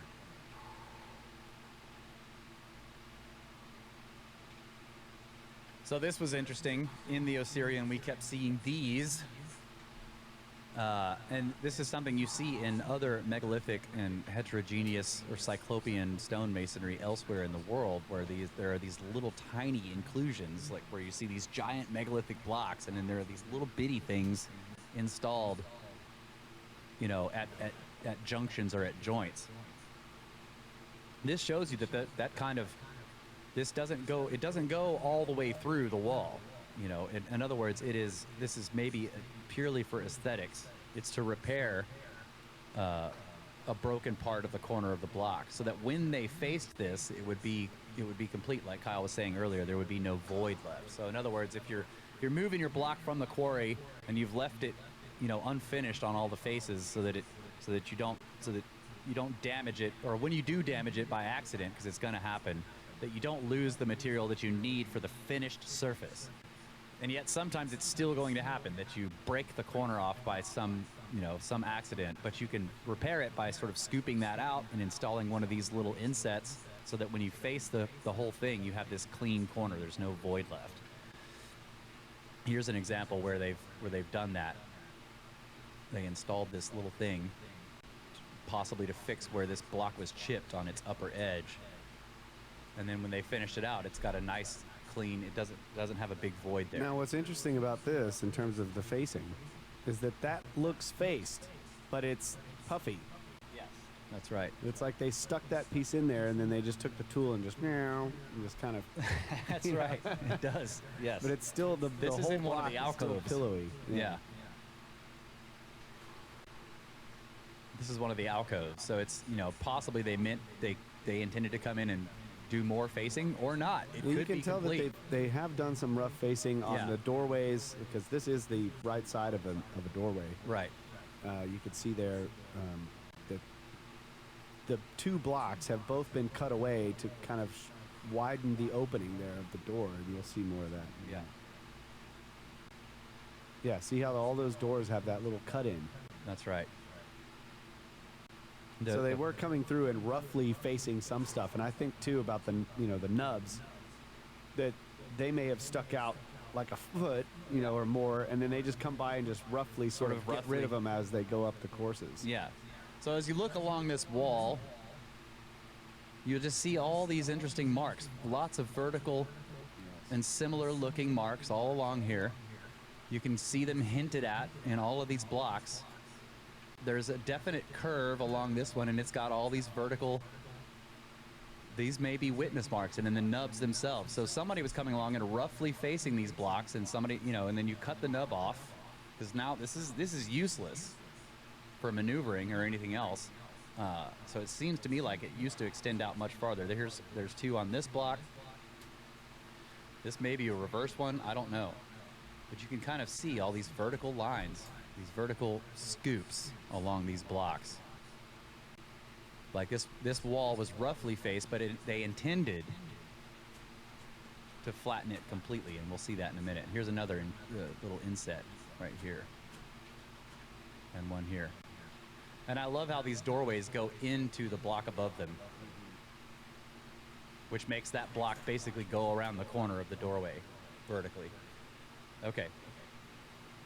So this is what makes us think that they, again, intended to really flatten this wall. And they clearly did not finish the job. So you see here that from the ceiling blocks, the roof blocks, they were coming along and flattening, and you can kind of see the width of the tool. That they had some tool and they were working their way down from the top, just like you would with like painting a wall, like think of a paint roller. It has this same look. And when you're doing finish work, you start from the top and work your way down, and that's exactly what they were doing here. So you can imagine if somebody was painting the wall with a roller, and they were going along and painting from the top down, but they're standing on a ladder or something. They can't get all the way to the floor with the roller, so they just go where they can reach, wherever the tool can reach. That's what this looks like. It's the same pattern. And when you look along the edge, it goes all the way to the corner here. That they were flattening those rough faces, just like at Minkare. And the beauty of this, again, is that in that corner you can see that because of the flattening, they're taking off 2-3 inches of stone. You can see that top block there goes around the corner. Goes around the And corner. so it wouldn't have looked to go around the corner when it was puffy. Right. When all that material was still sticking out, it would just be a normal corner joint. Right. But this, again, this implies that they didn't finish the job. This one is, to me, absolutely clear that they intended to fully flatten this entire wall, and for some reason, one day, whoever was doing this job, one day he puts down his tools to go home for the night, and he just doesn't ever come back, and the job never gets finished. It still looks like this thousands and thousands of years later. And you can see that the ceiling was flattened, and this wall was beginning to be flattened. I just can't point this out enough. And so I'm going to show a video here that shows this whole wall. Hopefully this will play properly. Yeah, here it is. This is just me scanning along the wall.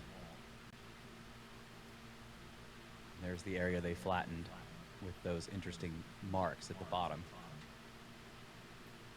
I'm showing you the scale.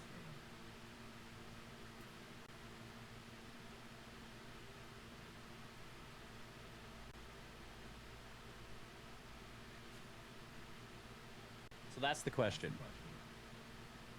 Why didn't they finish the job? What happened? All right. Moving now from the Osirian 200 miles further up the Nile, down south to the quarry. There it is. And you can see this is a nice source of this granite.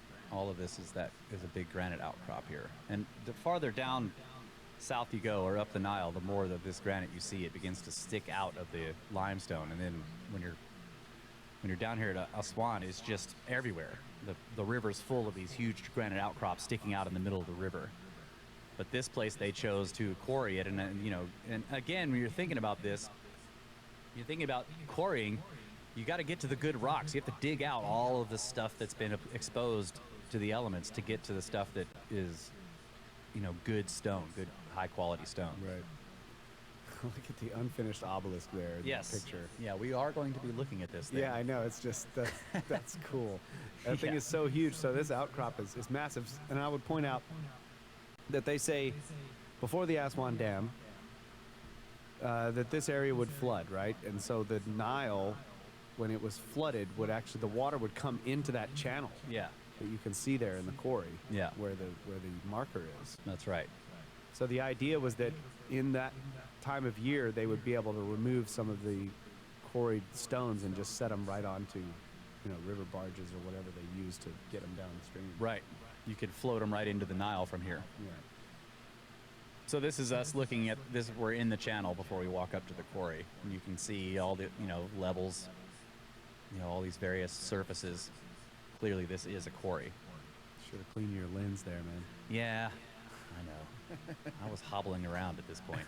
So I'm just going to show this area. This area is showing you what would be considered more modern, possibly, say, during the Greek period, Hellenistic. This is when they had bronze or even iron tools, maybe even steel.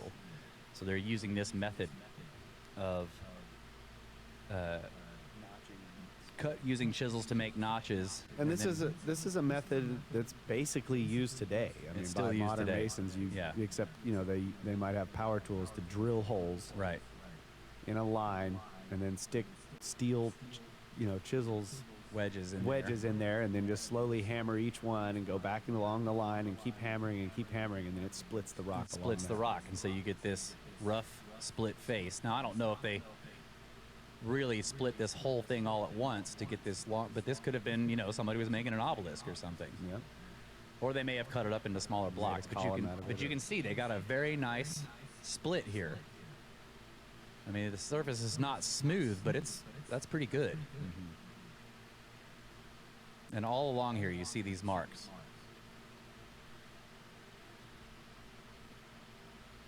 Here's some more of them. So we did see these in the quarry. There's chisel marks. I think this is definitely chiseling.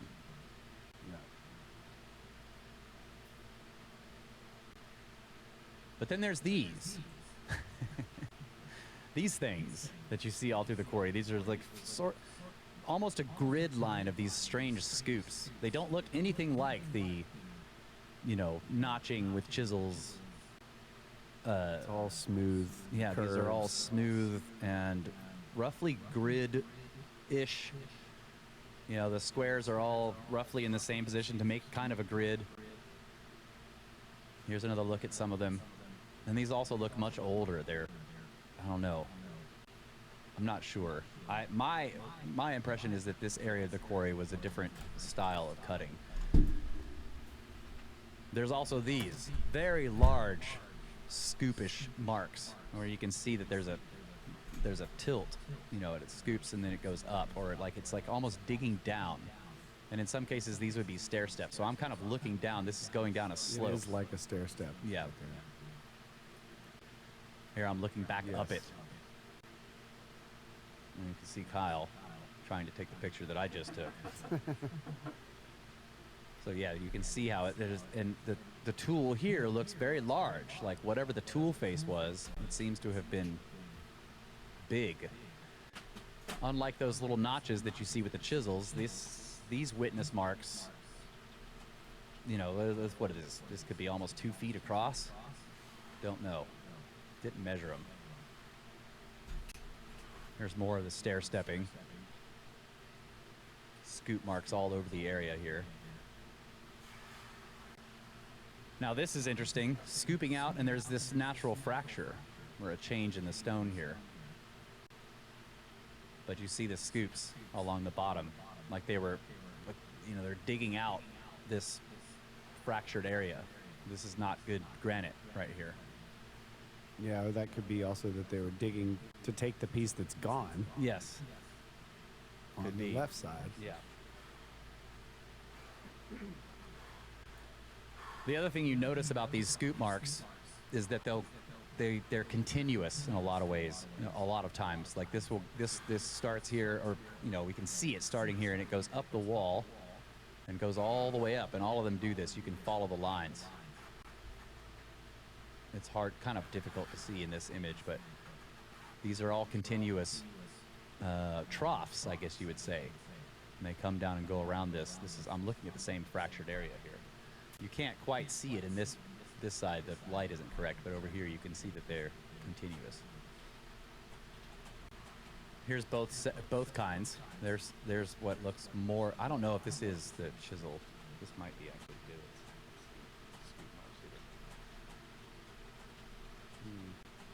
Tough to tell. Yeah, it doesn't look Gonna look like smooth scoops. Yeah. There you go. What's great about this one is you see there's an appearance of a changing of angle of the nature of the scoops. Like the tool itself is on some kind of, that it has a radius. And this is, you know, we've gone back and forth with each other, Kyle and I have, and Ben, endlessly on what would the tool look like. You know, is it rotating on a radius? Does it have an articulating arm? Does it tilt? You know, but this, you may be able to determine from this kind of set of marks a center point somewhere where the tool was sitting. But you have to know how many. I think this thing is like fully articulating at multiple joints. That's right. So you would have a fully articulating tool tip, so it can rotate and swing in all different directions, and then when you move up the boom arm, that also rotates and swings in all different directions. Yeah. You know, it looks like in some cases that it must have to be able to do that. Yeah. That's right. That was a good contrast too between the more modern chiseling method. I mean, look at those notches right here, there. the notches versus this. Yeah. It's a big contrast. Yeah, that is a big contrast. Then there are these. These are all over the quarry. Test pits. Or anchor points. Anchor points, test pits of mostly indeterminate depth. They are usually full of sand and rubble and trash at the bottom. Ben says some of these go down 30 feet. So you can imagine if they are test pits, that's the idea, that they were digging down around an area where they wanted to extract stone, and they were digging down to see, like, what's the quality. You know, you dig down and see, like, are there any major fractures in the area? You know, is the quality of the stone good enough? But again, you see that is this being made with primitive tools?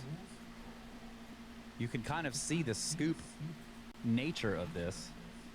It just doesn't seem like a test pit made with very primitive tools, or like even the pounding stones would look like this. The scooping is like in a horizontal manner. It's here. horizontal. Like you stick the tool down and it scoops around, right. and then you get that out of there. Then it goes down and scoops around again, and does it on one side and then the other, and it leaves that rib in the middle. Right.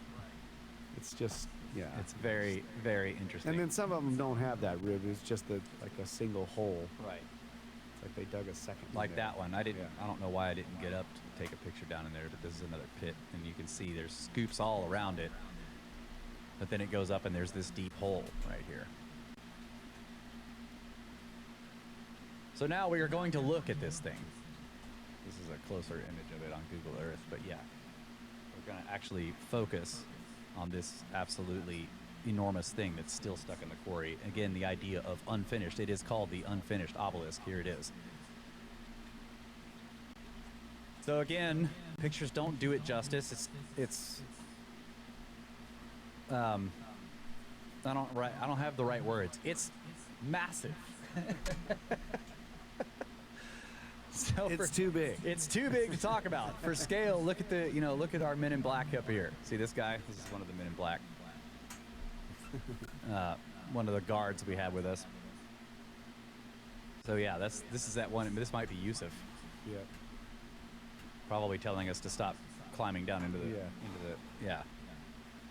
This thing, it's just unbelievably gigantic, and and it's also tilted. You know, it's on this angle. It isn't flat, so you start to wonder, like, what were they thinking? How are they going to get it out of this pit? What was their plan to move it out of here? This part of the quarry wouldn't have been full of water. So if you're thinking in terms of, primitive methods, or at least, let's say, the methods that they say the dynastic Egyptians had, how are they going to get it out of this pit? This thing is huge, and they estimate it would have been 1,200 tons. But again, it isn't dug all the way out. That they hadn't even, when you look down into the pits on either side of this thing, they hadn't even started to dig under it. So it would have been deeper.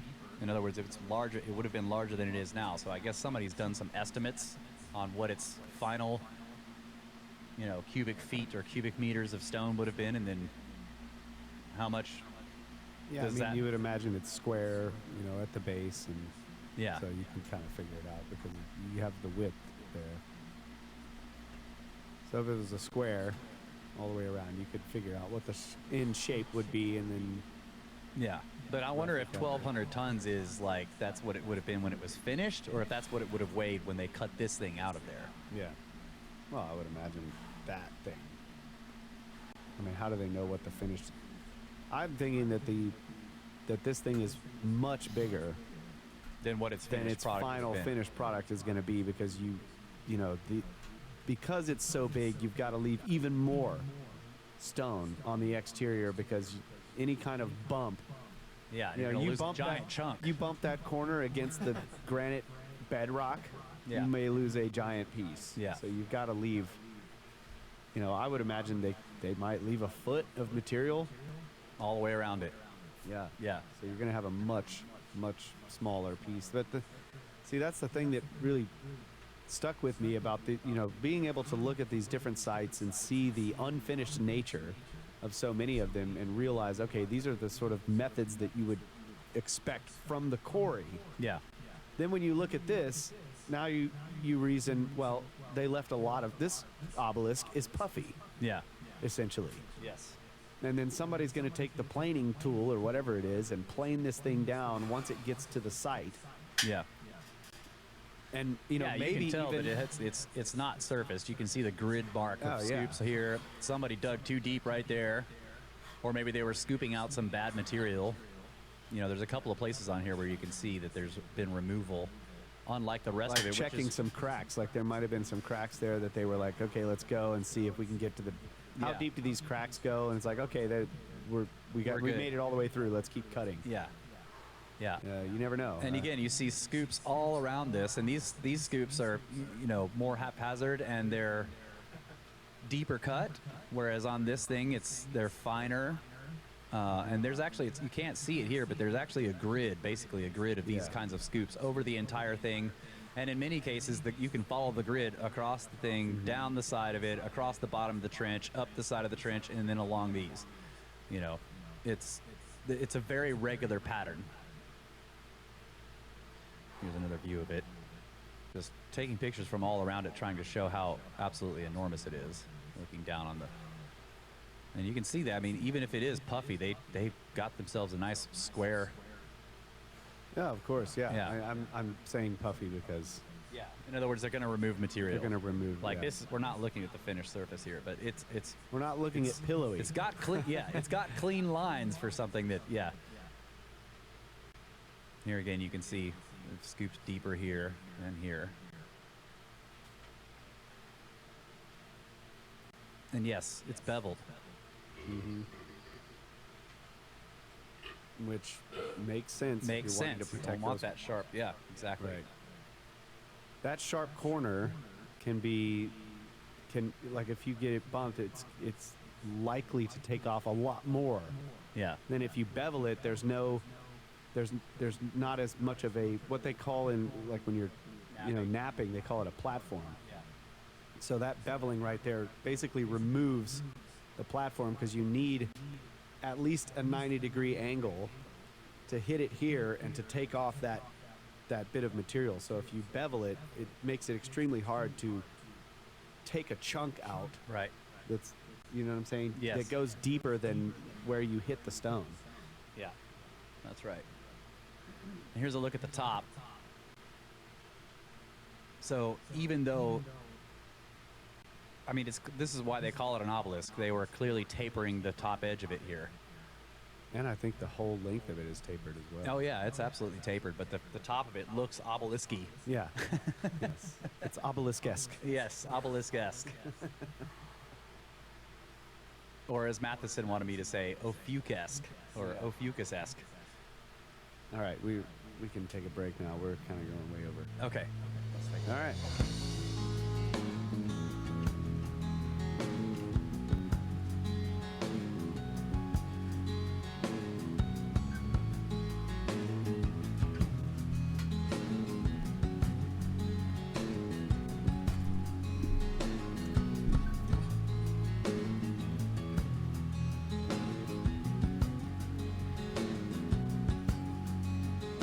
And we're back, ladies and gentlemen.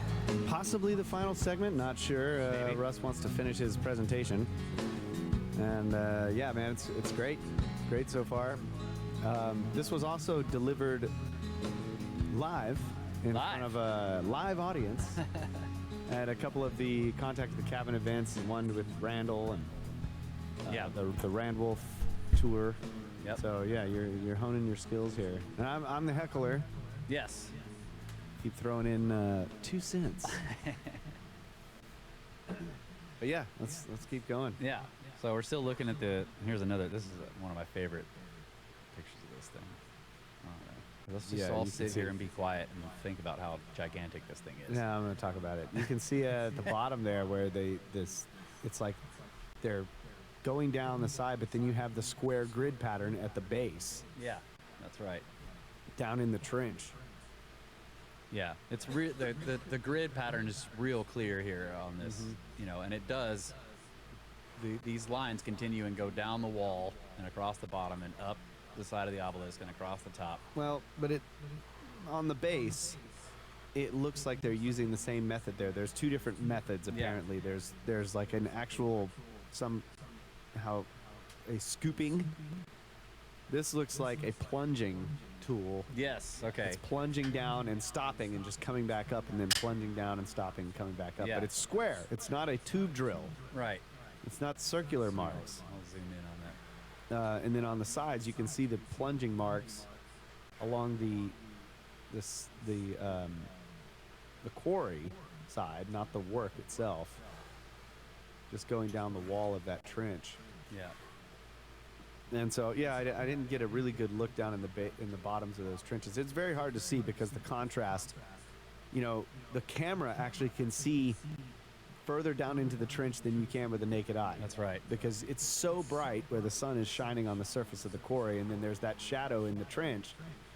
And when you look down there, it's just black. Right. You have to get close to it or get into the shadow yourself so that you're not blinded by the bright reflections. But see, when you take a picture with the camera, yes, it sees more here. So yeah, you can see the plunging marks in the trench there. Right. And again, they were shaping the tip of this to be obelisk-esque. Yes. And then here's a test pit. That's what they're called. Yeah. They're Wonder digging how far that thing deeper down to check the quality of the stone below. Obeliskian, as the watcher says. Now there's another look into that on the left of the tip there, and then down on the right. I hadn't really thought about the difference in what looks like the ice cream scooping of the bottom of a trench versus this plunging pattern. And if you watch Ben's recent video on this, he goes through a lot of this stuff too and talks about the scoop marks. And the guy who dug this out talked about it like it was, he said that it looks like just like they were using an ice cream scoop. But they found lots of the dolerite, is that right? The pounding stones in this area, I think. But so when you go to this quarry, the first thing they make you do is watch a propaganda video. Basically, it's like, this is how, you're all forced to, before you're allowed in the quarry, you go into this area and you sit down and you watch this video on a little screen that shows you the methods that they think that they used, and basically they're showing you them pounding on this granite with these stone balls that are, I don't know, the size of a cantaloupe size. Yeah, a cantaloupe size. Sometimes bigger. Right. What's interesting though is that the vast majority of these pounding stones that were found were broken, split, busted. And the person who dug these things out of there was asking, like, well, how would you, if you were using these by hand, how are you going to break them like this? They're very hard. So that's a question. And to me, this just doesn't look like the result that you would get from that kind of work. This is some kind of machine tool, some sort of tool. I don't know what the tool was, but this is another look down the side. And at the scoops at the bottom. You're right. Versus the way it plunges and then the kind of scooping at the bottom. So you think we'll that could see be the scoop marks in the stairway looking things. Yeah. Like they're actually going, they're making this scoop, it looks like. Yeah. Or maybe that's just a much bigger, more blunt tip. Yeah. That right there. This. So this is in a different area of the quarry. We weren't actually allowed to go down into these trenches alongside the obelisk or get on top of it or anything at all. We might hurt it. Yes. You could hurt the You could granite. possibly, yes, might break it. It's fragile stuff. So over in this area of the quarry, we were actually allowed to kind of climb around down in the trenches where they were clearly excavating enormous blocks of stone for some reason, and again, didn't finish. So here you see a stair step kind of scooping. It's Also interesting has how some plunges in it. clean this line is, and then going around, and then this goes down the wall and across the bottom, underneath the block, around the top, what's the bottom of the block, and then up the sides. It's crazy how these lines are continuous. Here's another look at it. We're climbing around in the trench next to this big piece that they were excavating out. So you can see these lines. They go up, they go down, they go across the bottom of the trench, underneath, because they were already digging beneath this one, and then across the bottom of the block, and then up the side of the block. The work, yeah. That's what I call it. The work, yeah. Here's scoop lines, plunge lines going down the side of the work, or maybe that's the outside. I don't know. Not sure which side I'm on there. Yeah, I don't know. So this is showing you beneath. They were already cutting underneath it, and this is interesting. I wonder when this happened. There's a fracture here. Oh, yeah. This may be why they didn't finish. I don't know. But it kind of looks like that would be at the bottom. So maybe they were like, maybe that's where they wanted to break it. Not Yeah. sure. So this shows you how, and these are very regular. They're not all the same width, these scoop marks that go down the sides and across the bottom of the trench, but they're very close. They have a symmetry to them. So this goes, so what tool can do this? That goes around and then up the underside of the block. Now that angle, right there at the sharpest angle at the point, where it's, Right here? it's reaching the very base of the work and then starting to cut onto the upper part, Yeah. the ceiling of this little overhang. Yeah, Shows you that thing is not square tipped. right. So it's the different tool than the plunger. Yeah, The plunge tool obviously has this squarish, blunt face to it, and that's Yeah. how it. Unless it's just a smaller scoop and it's just doing a scoop every time to get those little square. yeah. I don't know. But kind of, we were talking about it being a plunge. If it was just a single rod that's square, and it's just somehow grinding away the stone or whatever, it would leave that squarish depression. But this, because of that angle that you see under there, it's not the same tool. This is a different tool. I'm thinking it's probably more of a wedge or a chisel tip shape Yeah. type of thing, because it can make these tight corners. Yeah.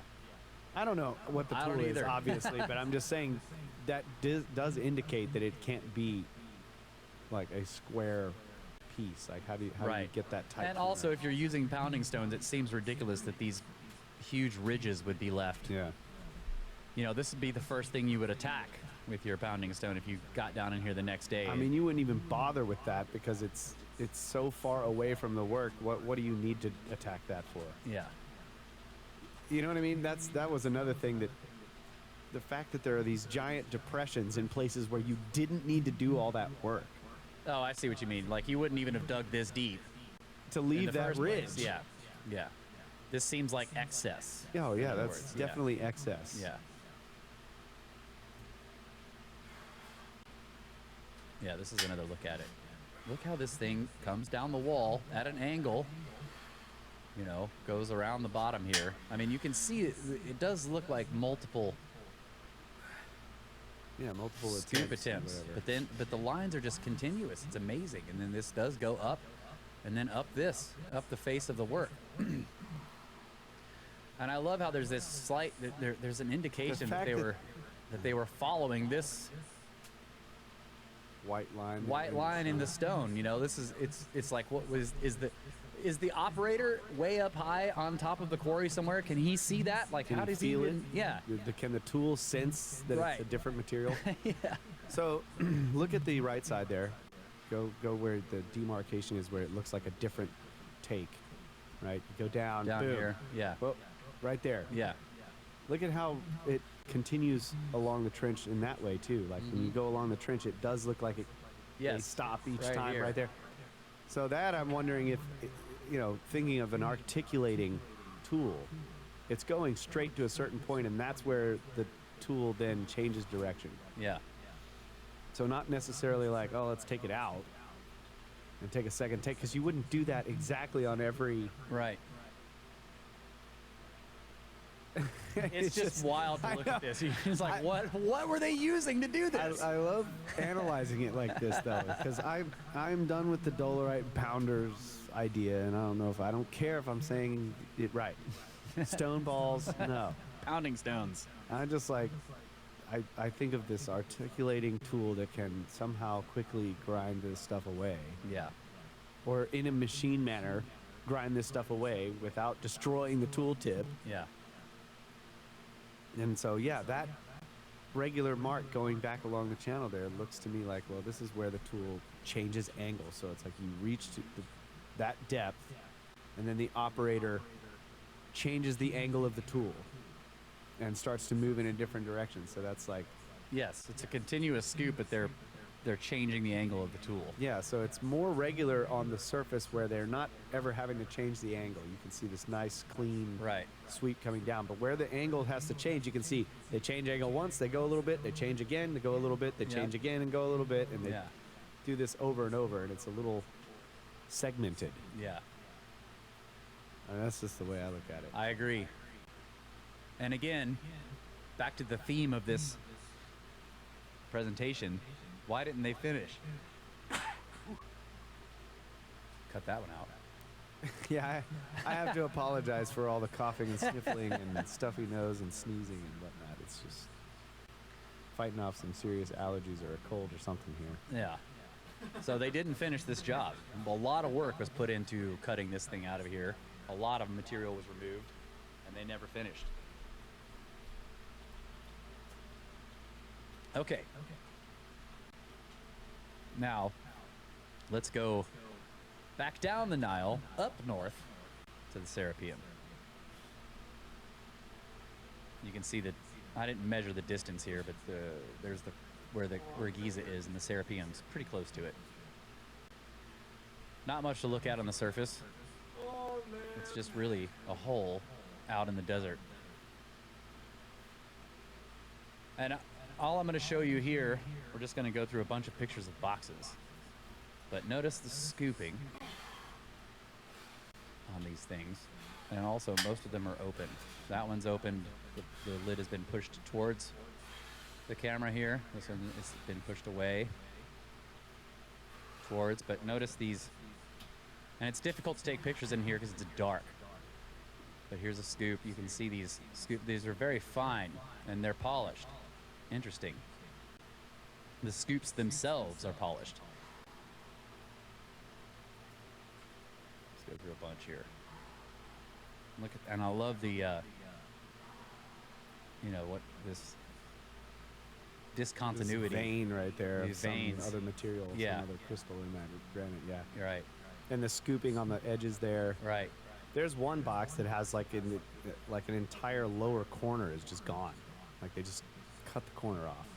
That's right.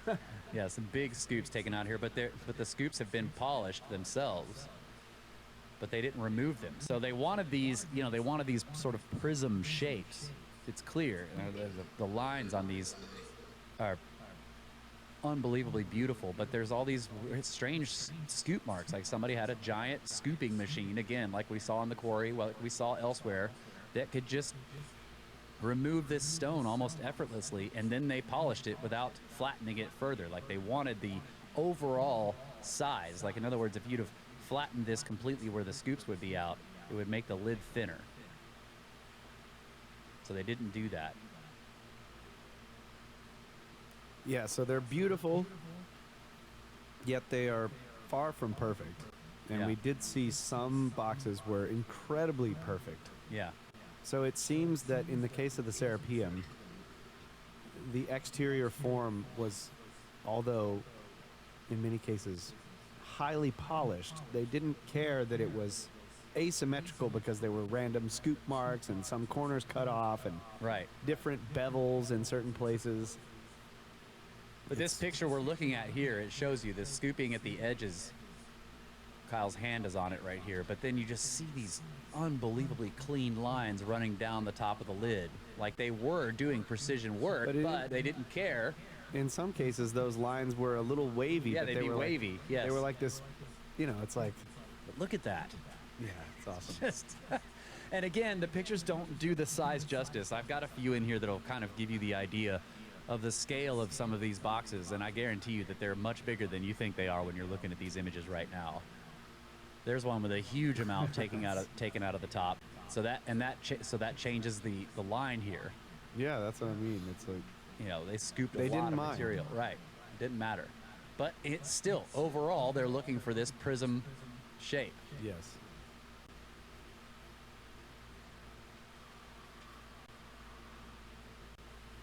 Just moving through the God, pictures they're just here. beautiful. I just Yeah. love them so much. I tried to take Never thought I would love stone box as much as I do. I tried to take a picture of every box, so I think I've got a photograph, maybe two of each box here. And this one, they took the corner off the back Yeah. of the lid there. And you can see on some of these there's pry marks. Mm-hmm. And this is interesting. Those, I think, are very new. Yes, Right. these are new.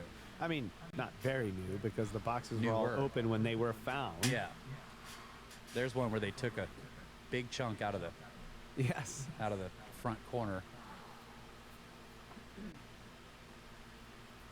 So they beveled off this entire front face here. Yeah. So it's like they were after integrity. Mm-hmm. So that you can see the layering of importance here. First thing that they're looking for is this general prism shape for the lid, and then the rectangular shape of the box. But more important than that is the integrity of the stone. So you scoop out fractures, bad parts of the stone. In this case, the entire front corner is beveled off.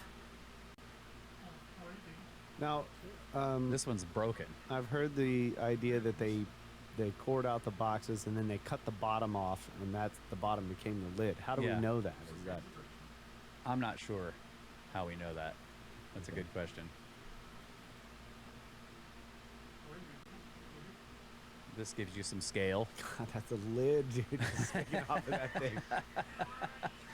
So this picture, for people listening, Kyle is walking beneath the lid of one of these boxes.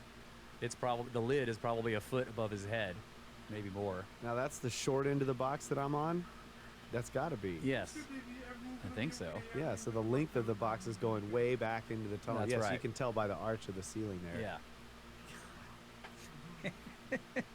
They're not all this big, but this one is absolutely gigantic. Yeah, and you can see the bottom corner of the box part. They just cut that off. Yeah. I don't know if you said that already. This one also gives you some scale.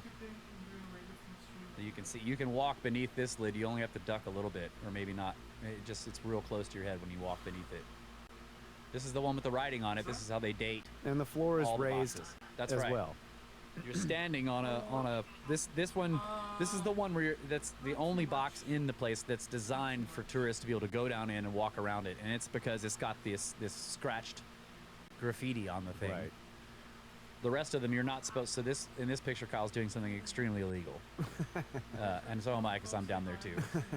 So this one it's made for you to walk around it. That's why they put the wooden floor there, which is why the box is, it's not as tall. In other words, the people are taller in this picture than they would be. Here's a picture of our buddy Mo sitting, leaning up against a lid. Now, this is a roughed out lid. A roughed out lid set aside. So again, back to the theme of job incomplete, unfinished. Here's another box. I put Different this one in, different style. This may be more recent. It's not really the same as the other ones. I don't know, but I put this one in there to show you scale because Kyle gets to the other end of it. Here he is standing on another unfinished box. That shows you how huge they are and how small the interior space is compared to the exterior size of the box, right? It's still a big interior space, but it's those walls are thick. They're at least a foot thick. Right. Here you can see on this unfinished lid that the scoops have already been taken out of it in some cases. This is just to show you, now we're looking down one of the hallways of the tunnels themselves. And so keep in mind, like we've said many times on the show, the Serapeum is a series of tunnels beneath that's cut out of the bedrock. So the question is how do they move these boxes around in these hallways? You know, it's not like you can put them in there before the tunnels are covered over because they cut them directly out of the bedrock. So here's a box sitting in a hallway without its lid. I wonder if this might be the box for the lid. This is the box for the lid. Yes, Yeah. it is. Yeah. So you can see it's unfinished, it's rough. And you can see that there's not a whole lot of room. But they did leave it to one side so you could walk past it. Right. And again, we're standing on a raised walkway. We're not this walkway is a modern wooden construction with, you know, floor lighting. So the box itself is actually bigger than what you see in this picture. Here's me past it. I'm looking back in the direction. So here, and then I walk past it and take this picture looking back. There's Kyle up on top of it, so that again shows you the scale of the thing. And then I've got this video where I just walk up to it. This is another attempt to show scale.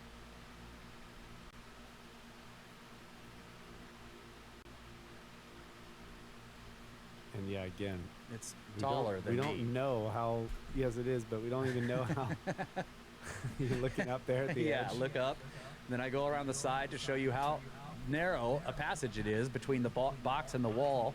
You got to kind of squeeze through here to get to the other side. It's very close to the wall. On one side, it's so close you can't move through. But yes, Kyle's right. It's pushed away, and then I back up and he jumps on top of it. So again, it shows you how big this thing is. There we go. And yeah, the floor is built up probably a foot off of the That's original right. floor, so it's even, yeah. That's right. So I'm going to go back here. And again, I just want to finish. This is the concept. They didn't finish the job. This box is sitting in the hallway. It was clearly in the midst of being transported somewhere in this complex. And its lid is elsewhere, also being transported in. They didn't They were going to put it somewhere and then polish it. polish it in place, put the lid on it, and they didn't finish the job. Something happened. This box is in the middle of the hallway, and it hasn't been moved in thousands of years. Because you can't move it.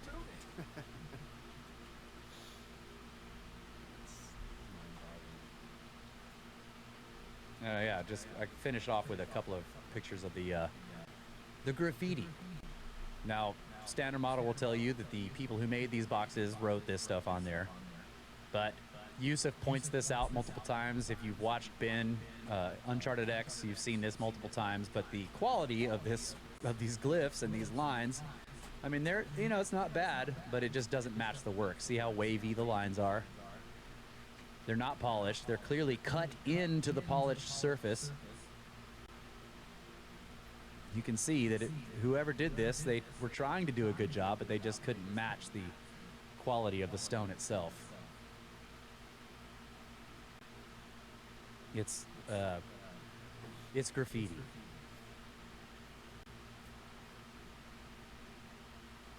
Oh yeah, and here's a picture. I tried to take a couple of pictures of the mirror polish on the bottom of this lid, and you can kind of see it, how it's reflecting the back wall here. You see the reflection here. It's so well polished that it's like a mirror. And there's Kyle putting a laser to it.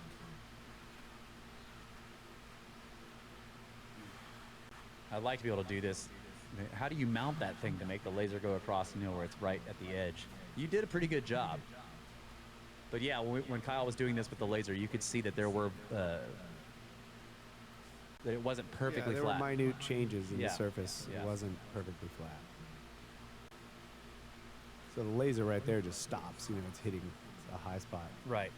I was thinking about these when we were going through this presentation. Yeah. So to finish this up, this concept of unfinished, of people using anomalous tools and anomalous stonework and enormous blocks and not finishing the job. You see this around the world. So what we're looking at here is Peru. This picture is from Ben, again, from Uncharted X. This is Ollantaytambo. This is the Temple of the Sun. I'm not sure what they call it, but you can see these same, this is in Peru. So we see these same sort of vertical. Now this is not granite. Okay, so I do want to point that out. What is this? I think this is limestone. What? Yeah, I don't think this is granite. This is like Peruvian. Well, I don't know, actually. I don't know about maybe that. I'm wrong. But you can see these vertical lines. We recognize this scoop style from what we were looking at in the quarry, all this stuff in Egypt. But you see it here, and then there's these strange patterns as well. But this project was started. It's megalithic. It's enormous, and they didn't finish it. Here's some blocks lying around. And some of them in the middle of being transported. Huge nubs on them. Some of them are not even nubs. It's a whole, there's a bar going across the entire block on one side. These are laying all over the place, clearly in the process of being moved. This is a wall, but it was just not completed. I could see that the purpose of that little long nub might be because you're going to lay floor tiles on that. Could be, yeah.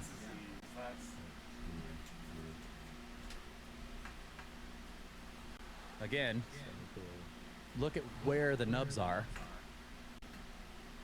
around this entryway, or whatever this is, like a window or a portal or a door. There's nubs all around it on the blocks on it, and then elsewhere there's not really. Like these were possibly Basically in their finished form. in their finished form. Now somebody has come along and it's missing some of the upper blocks.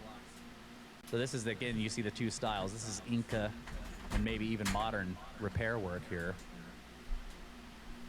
But up here where they were still working on it, and you see giant blocks laying all over the hillside. And then there's nubs all around this portal entryway, but nowhere else. Like these blocks were needed, and then the size of the blocks around this thing, they increases. I don't know, I just see all this interesting stuff about this. Yeah, It's for really sure. cool. The doorways, the blocks get bigger. Right. It's the same for the pyramids. Wherever the doorway courses are, the doorway courses are much thicker than the rest of the courses. That's right. Yeah. This is something else. This is also in Peru. I don't know where exactly. This is another picture from Ben. He sent me this when I asked him for stuff. But you kind of see this scooping, these long, what is this?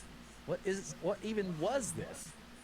It's not a quarry. Were they removing material? Like, what was happening here? Yeah. Do you see these scoop marks? They might have been quarrying that. They could have been, yeah. Yeah. That's awesome. But again, I just want people to recognize that these, some of this has got sharp lines, which is interesting, and this too. These long scoops have sharp lines, but elsewhere you see similar stuff to what we saw in the quarry in Egypt. So I think this is another picture from Ben.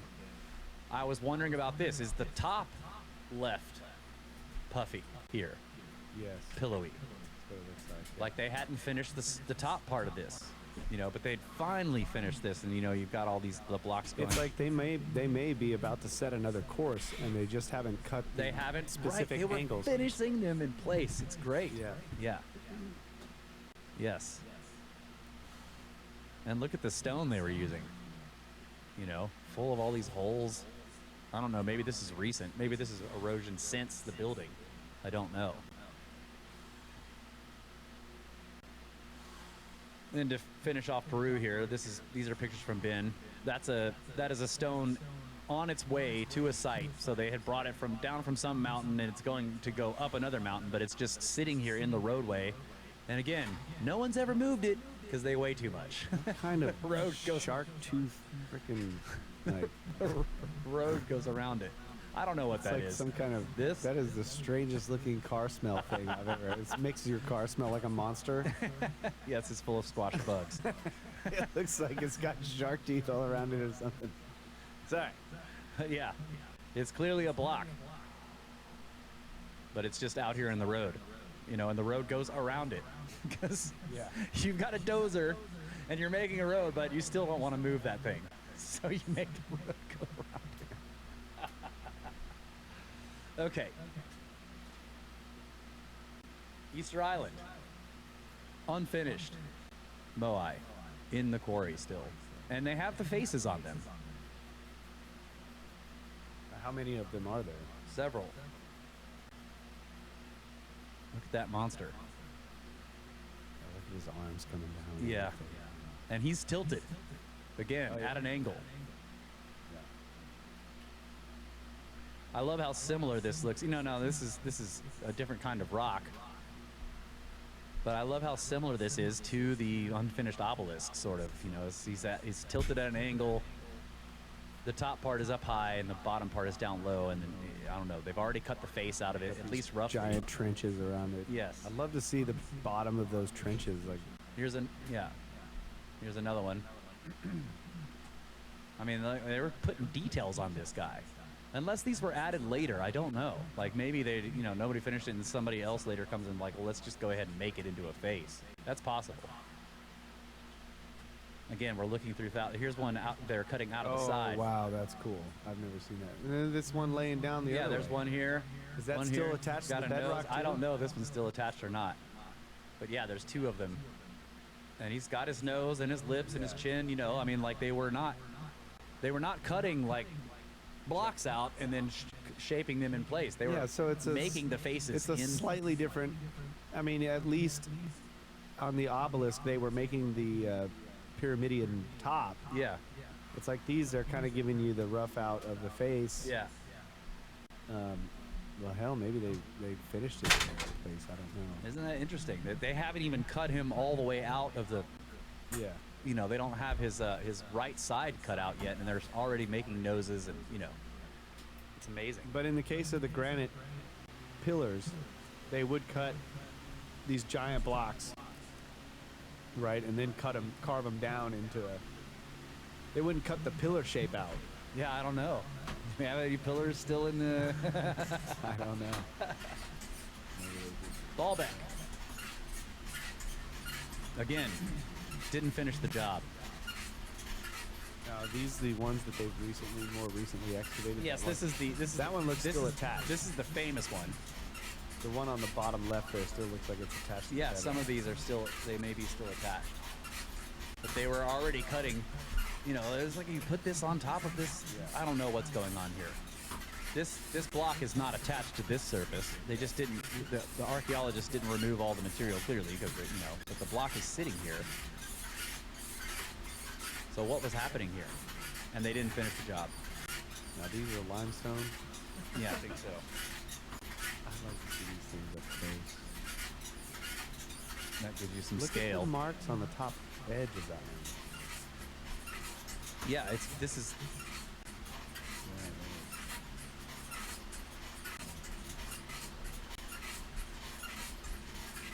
Yeah. Facing. Yeah. Also tilted. Right. Tilted.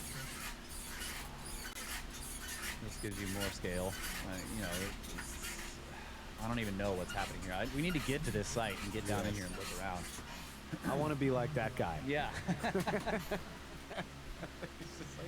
Also, I found this interesting. I don't think it's actually square. Maybe this is the camera angle, but it looks like these. You see what I'm saying here? It's like a parallelogram. Yeah, the end is a little. Yeah. Like in other words, this That is, may be an optical illusion. it could be an optical illusion. It's yeah. And there's another one. This one was being transported to This the is site. this is definitely what would happen if the Romans cut it out and said it's too big. You would see that they started quarrying off pieces of it. That's because right. It has nice flat edges, and you've already done all that work. That's right.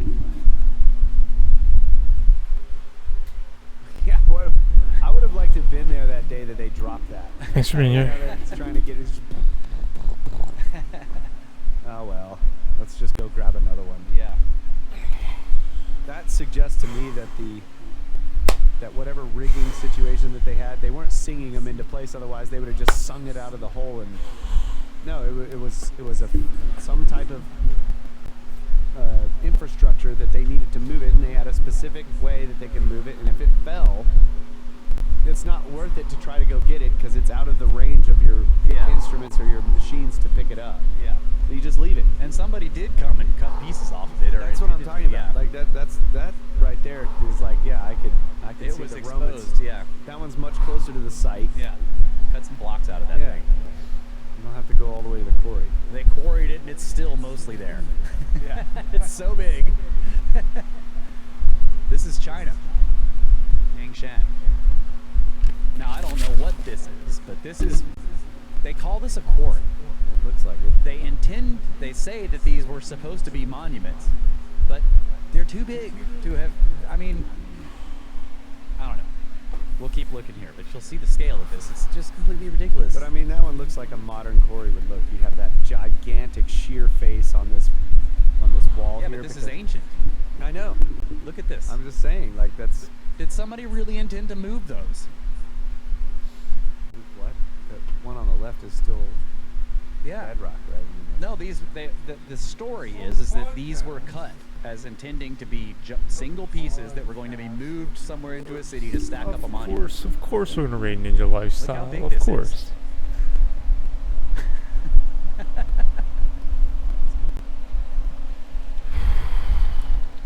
Yes. I think that this looks is like yeah. it's attached. To the It's bedrock. definitely attached. I don't think this was.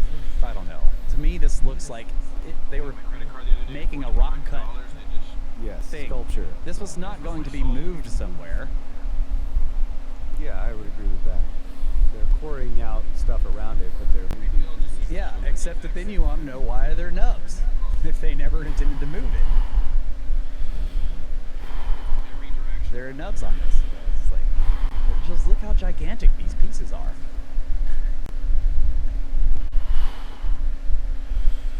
Nubs have multiple uses. Yeah.